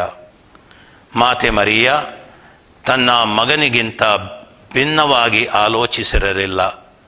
ಆಧ್ಯಾತ್ಮಿಕವಾಗಿ ಆಕೆ ತನ್ನ ಮಗನ ಶಿಲುಬೆಯೊಂದಿಗೆ ಒಂದಾಗಿದ್ದಳು.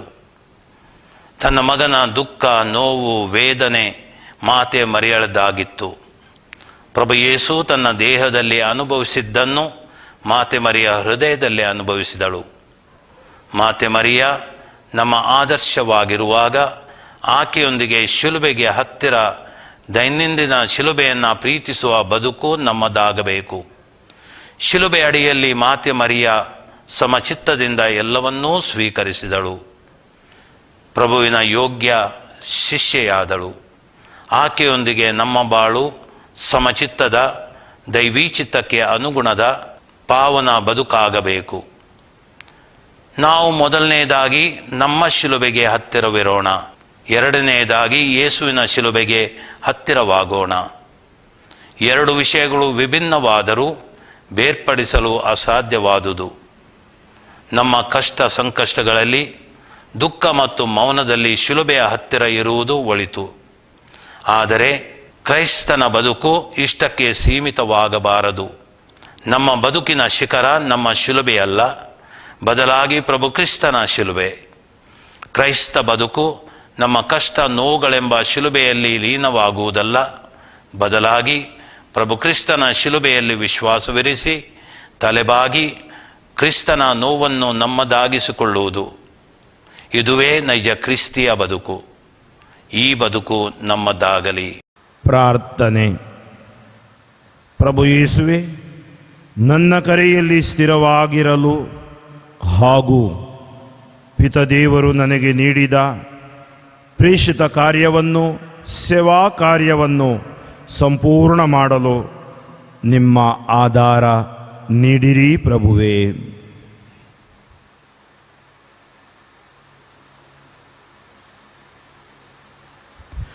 ನಮ್ಮ ಮೇಲೆ ದಯೆ ತೋರಿ ಸ್ವಾಮಿ, ನಮ್ಮ ಮೇಲೆ ದಯೆ ತೋರಿ ಸ್ವಾಮಿ. ವಿಶ್ವಾಸಿಗಳ ಆತ್ಮಗಳು ಸರ್ವೇಶ್ವರನ ಕೃಪೆಯಿಂದ ಸಮಾಧಾನದಲ್ಲಿ ವಿಶ್ರಮಿಸಲಿ. ಆಮೆನ್.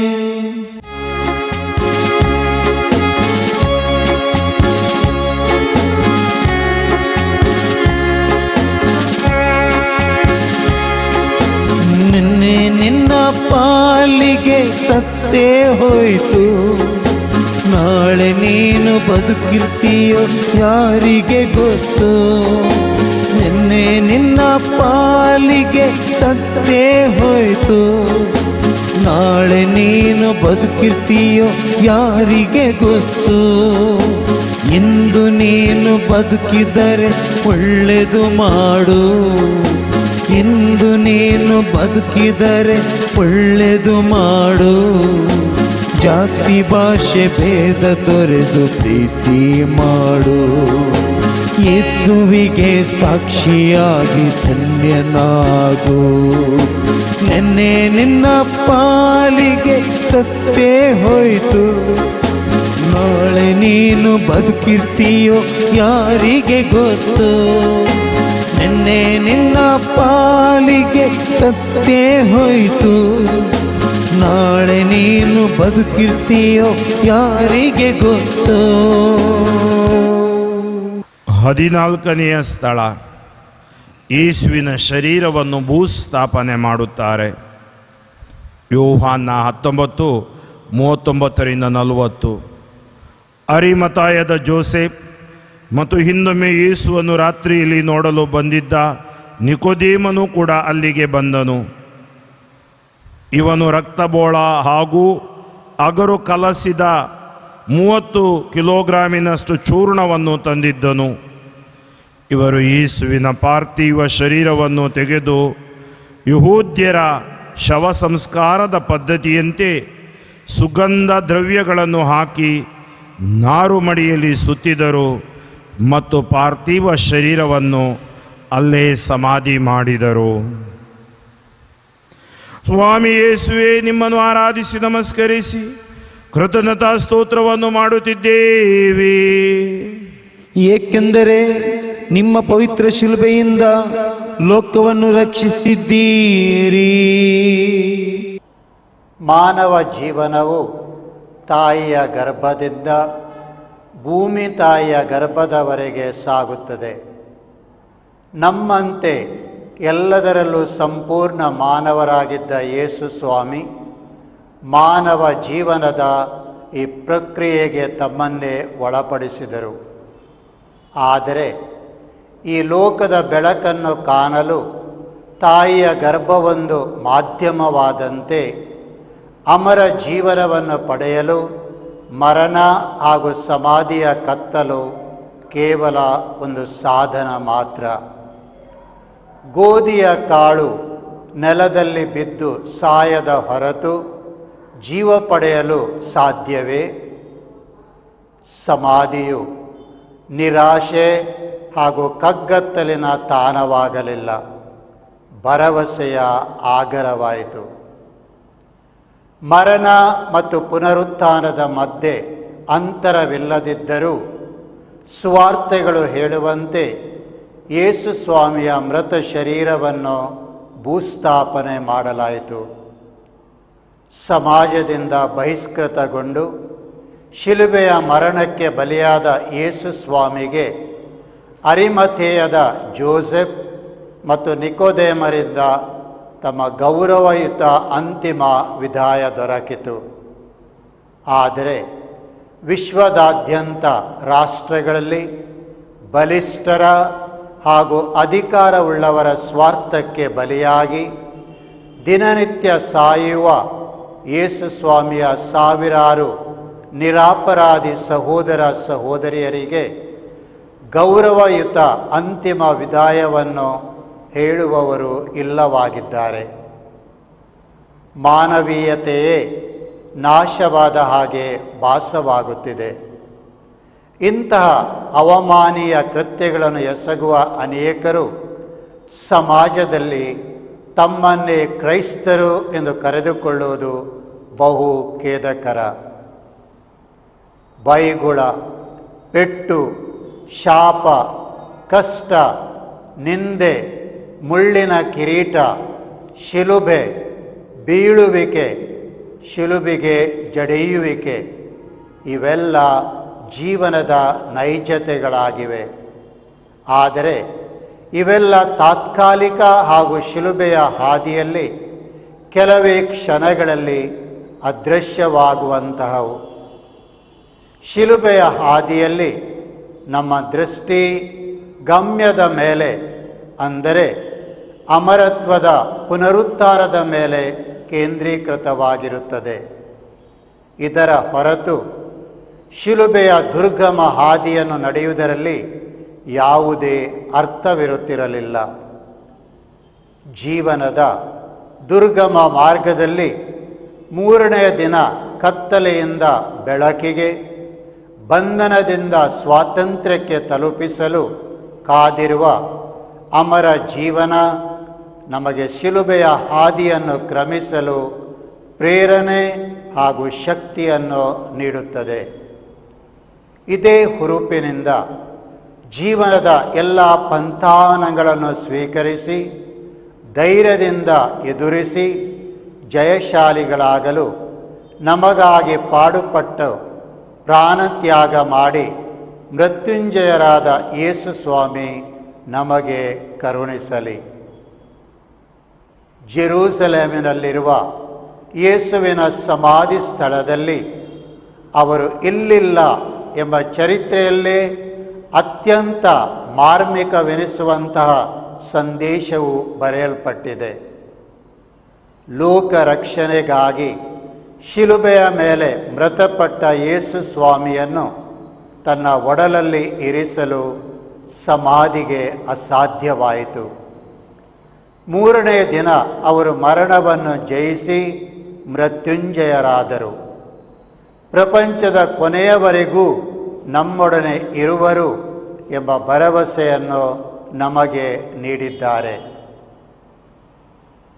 ಪ್ರೀತಿಯ ಯೇಸುವೆ, ನಮ್ಮ ಮಾನವೀಯತೆಗೆ ಹಿಡಿದಿರುವ ಗ್ರಹಣವನ್ನು ತೊಲಗಿಸಿ ಕ್ರೈಸ್ತ ಎಂಬ ಹೆಸರನ್ನು ಹೊತ್ತು ನಿಮ್ಮಂತೆ ಆಗಲು ಕನಿಷ್ಠ ಪ್ರಯತ್ನವನ್ನು ಮಾಡದಿದ್ದರೆ ಆ ಹೆಸರು ಕೇವಲ ತೋರಿಕೆಯ ಸಂಕೇತವಾಗುತ್ತದೆ. ನಮ್ಮ ಹೃದಯ ಹಾಗೂ ಮನಸ್ಸುಗಳನ್ನು ಪರರ ಕಷ್ಟಗಳಿಗೆ ಮಿಡಿಯುವಂತೆ ಮಾಡಿರಿ ಸ್ವಾಮಿ. ನಾವು ನಮ್ಮ ದಿನನಿತ್ಯದ ಕಷ್ಟ, ನಿಂದೆ, ನೋವುಗಳನ್ನು ನಿಮ್ಮ ಪ್ರೀತಿಗಾಗಿ ಮುಕ್ತ ಮನಸ್ಸಿನಿಂದ ಸ್ವೀಕರಿಸಿ ನಿಮ್ಮಂತೆ ಅಮರ ಜೀವವನ್ನು ಪಡೆಯಲು ನಮಗೆ ಕೃಪೆ ನೀಡಿರಿ ಸ್ವಾಮಿ. ಪ್ರಾರ್ಥನೆ. ಪ್ರಭು ಯೇಸುವೆ, ನಿಮ್ಮ ಮರಣ ಪ್ರೀತಿಯ ಹಾಗೂ ತ್ಯಾಗದ ನಿದರ್ಶನ. ನನಗೆ ಜೀವ ನೀಡಲು ನೀವು ನಿಮ್ಮ ಜೀವವನ್ನು ಬಲಿಯಾಗಿ ಅರ್ಪಿಸಿದಿರಿ. ನಿಮ್ಮ ಶಿಲುಬೆ ಮರಣದ ಅರ್ಥವನ್ನು ಗ್ರಹಿಸಿ ನನ್ನ ಜೀವನ ನಿಮ್ಮ ಸತ್ಯ, ನೀತಿ, ಕ್ಷಮೆಯ ಹಾದಿಯಲ್ಲಿ ರೂಪಿಸಲು ನಿಮ್ಮ ಆಧಾರ ನೀಡಿರಿ ಪ್ರಭುವೇ.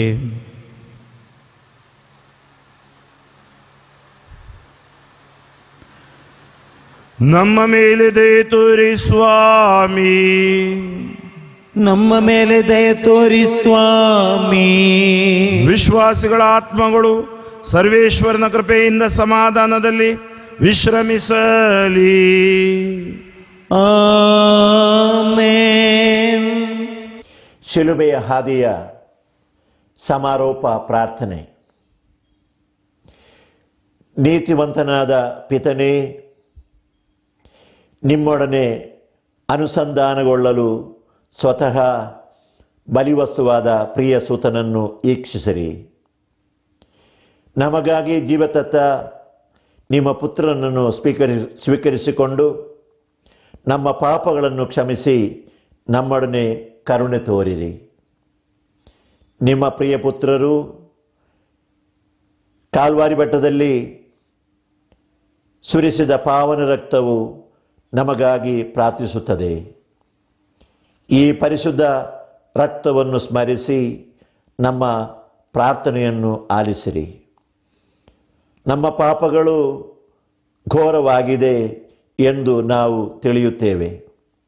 ಆದರೆ ನಿಮ್ಮ ಕರುಣೆಯು ಅದಕ್ಕಿಂತ ಮಿಗಿಲಾದುದಲ್ಲವೇ? ನಮ್ಮ ಪಾಪಗಳನ್ನು ಲೆಕ್ಕಿಸುವಾಗ ಅವುಗಳಿಗಾಗಿ ಅರ್ಪಿಸಲ್ಪಟ್ಟ ಈ ಪರಿಹಾರ ಬಲಿಯನ್ನು ಪರಿಗಣಿಸಿರಿ. ನಮ್ಮ ಪಾಪಗಳಿಂದಾಗಿ ನಿಮ್ಮ ಪ್ರಿಯ ಪುತ್ರನು ಆಣಿಗಳಿಂದ ಜಡಿಯಲ್ಪಟ್ಟರು ಮತ್ತು ಶೂಲದಿಂದ ತಿವಿಯಲ್ಪಟ್ಟರು. ನಿಮ್ಮನ್ನೊಲಿಸಲು ಈ ಯಾತನೆಯು ಸಾಕಲ್ಲವೇ? ತನ್ನ ಪುತ್ರನನ್ನು ನಮಗಾಗಿ ದಾರಿ ಎರೆದ ಪಿತನಿಗೆ ಸ್ತುತಿಯು, ಶಿಲುಬೆಯ ಮರಣದ ಮೂಲಕ ನಮ್ಮನ್ನು ರಕ್ಷಿಸಿದ ಸುತನಿಗೆ ಆರಾಧನೆಯು, ಜೀವೋದ್ಧಾರದ ಕಾರ್ಯವನ್ನು ಪೂರ್ತಿಗೊಳಿಸಿದ ಪವಿತ್ರಾತ್ಮರಿಗೆ ಸ್ತೋತ್ರವು ಸದಾ ಸಲ್ಲಲಿ. ಆಮೇನ್. ಪರಲೋಕದಲ್ಲಿರುವ ನಮ್ಮ ತಂದೆ, ನಿಮ್ಮ ನಾಮಕ್ಕೆ ಸ್ತೋತ್ರವಾಗಲಿ. ನಿಮ್ಮ ರಾಜ್ಯ ಬರಲಿ. ನಿಮ್ಮ ಚಿತ್ತ ಪರಲೋಕದಲ್ಲಿ ನೆರವೇರುವ ಪ್ರಕಾರ ಭೂಲೋಕದಲ್ಲಿಯೂ ನೆರವೇರಲಿ. ನಮ್ಮ ಅನುದಿನದ ಆಹಾರವನ್ನು ಇಂದು ನಮಗೆ ಕೊಡಿರಿ. ನಮಗೆ ತಪ್ಪು ಮಾಡಿದವರನ್ನು ನಾವು ಕ್ಷಮಿಸುವ ಪ್ರಕಾರ ನಮ್ಮ ಪಾಪಗಳನ್ನು ಕ್ಷಮಿಸಿರಿ. ನಮ್ಮನ್ನು ಶೋಧನೆಗೆ ಒಳಪಡಿಸದೆ ಕೇಡಿನಿಂದ ನಮ್ಮನ್ನು ರಕ್ಷಿಸಿರಿ. ಆಮೇನ್. ನಮ್ಮ ಮರಿಯ ಪ್ರಸಾದ ಪೂರ್ಣೆ, ಕರ್ತರು ನಿಮ್ಮೊಡನಿದ್ದಾರೆ. ಸ್ತ್ರೀಯರಲ್ಲಿ ನೀವು ಧನ್ಯರು ಮತ್ತು ನಿಮ್ಮ ಉದರದ ಫಲವಾದ ಯೇಸು ಧನ್ಯರು. ಸಂತ ಮರಿಯ ದೇವಮಾತೆ, ಪಾಪಿಗಳಾಗಿರು ನಮಗಾಗಿ ಈಗಲೂ ನಮ್ಮ ಮರಣದ ಸಮಯದಲ್ಲೂ ನಮಗಾಗಿ ಪ್ರಾರ್ಥಿಸಿರಿ. ಆಮೇನ್. ಪ್ರಿಯರೇ, ಶಿಲುಬೆಯ ಹಾದಿಯನ್ನು ನಾವು ನಡೆಸಿದ್ದೇವೆ. ನಮ್ಮ ಪಾಪದ ಕುರಿತು ನಾವು ಪಶ್ಚಾತ್ತಾಪ ಪಟ್ಟಿದ್ದೇವೆ. ಯೇಸು ಸ್ವಾಮಿಯವರು ನಮ್ಮ ಪಾಪಕ್ಕೆ ಪರಿಹಾರ ಮಾಡಿದರು. ಇನ್ನು ಮುಂದೆ ನಾವು ಪಾಪ ಮಾಡಬಾರದು. ಪವಿತ್ರವಾದ ಕಾರ್ಯವನ್ನು ಮಾಡುತ್ತಾ ಯೇಸುವಿನ ಇಚ್ಛೆಯನ್ನು ನೆರವೇರಿಸಿಕೊಂಡು ಜೀವಿಸೋಣ. ಪ್ರತಿಜ್ಞೆಯನ್ನು ನಾವು ಮಾಡೋಣ. ಪಶ್ಚಾತ್ತಾಪದ ವಿಧಾನವನ್ನು ನಾವೆಲ್ಲರೂ ಒಟ್ಟು ಸೇರಿ ಹೇಳೋಣ. ಸರ್ವೇಶ್ವರ, ಪಿತೃಪಾತ್ರರಾದ ತಂದೆಯೇ, ನನ್ನ ಪಾಪಗಳಿಂದ ನಿಮಗೆ ವಿರೋಧವಾಗಿ ನಡೆದು ನಿಮ್ಮನ್ನು ದುಃಖಪಡಿಸಿದ್ದೇನೆ. ನಿಮ್ಮ ಪುತ್ರರಾದ ಯೇಸು ಕ್ರಿಸ್ತರನ್ನು ಶಿಲುಬೆಗೆ ಏರಿಸಿದ್ದೇನೆ. ನಿಮ್ಮನ್ನು ದಂಡನೆಗೆ ಗುರಿಪಡಿಸಿದ್ದೇನೆ. ಆದುದರಿಂದ ನಾನು ಮಾಡಿದ ಎಲ್ಲ ಪಾಪಗಳಿಗಾಗಿ ಬಹಳ ವ್ಯಸನ ಪಡುತ್ತೇನೆ, ಬಹಳ ದುಃಖಪಡುತ್ತೇನೆ. ಇನ್ನು ಮೇಲೆ ನಿಮ್ಮ ಕೃಪೆಯ ಸಹಾಯದಿಂದ ನಿಮ್ಮ ಚಿತ್ತದ ಪ್ರಕಾರ ನಡೆದು ಪಾಪ ಮಾಡುವುದೇ ಇಲ್ಲವೆಂದು ದೃಢ ಪ್ರತಿಜ್ಞೆ ಮಾಡುತ್ತೇನೆ. ಆಮೇನ್. ಶಿಲುಬೆ ಸೋಲಲ್ಲ, ಜಯದ ಸಂಕೇತ. ಈ ಶುಭ ಶುಕ್ರವಾರ ನಾವು ಈ ಶಿಲುಬೆ ಹಾದಿಯನ್ನು ಮಾಡಿದ್ದೇವೆ. ಯೇಸುವಿನ ಯಾತನೆ ಮತ್ತು ಮರಣವನ್ನು ಧ್ಯಾನಿಸಿದ್ದೇವೆ. ಇಲ್ಲಿ ನಮ್ಮ ವಿಶ್ವಾಸ ನಿಲ್ಲುವುದಿಲ್ಲ. ಮರಣ ಜಯಿಸಿದ ಯೇಸು ನಮಗಾಗಿ ಇದ್ದಾರೆ. ಆ ಮರಣ ಜಯಿಸಿದ ಯೇಸು ನಮ್ಮೊಡನೆ ಸದಾ ಜೀವಿಸುತ್ತಿದ್ದಾರೆ. ಅವರೇ ಪುನರುತ್ಥಾನಿ ಯೇಸು. ಆ ಯೇಸುವನ್ನು ನಾವೆಲ್ಲರೂ ಸೇರಿ ಆರಾಧಿಸೋಣ. ಬನ್ನಿ.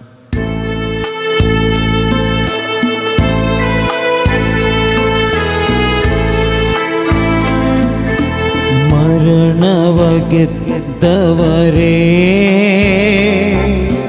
ಆರಾಧನೆ ಯೇಸುವೇ. ಎಂದೆಂದು ಇರುವವರೇ,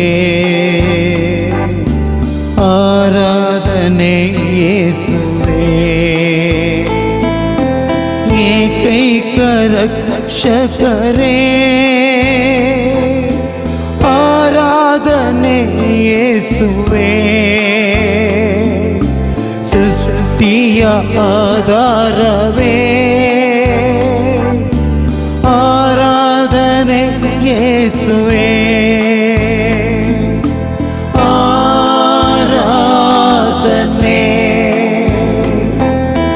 ಆರಾಧನೆ,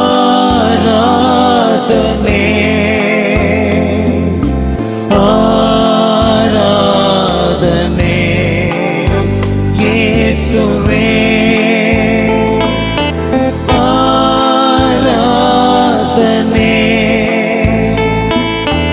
ಆರಾಧನೆ.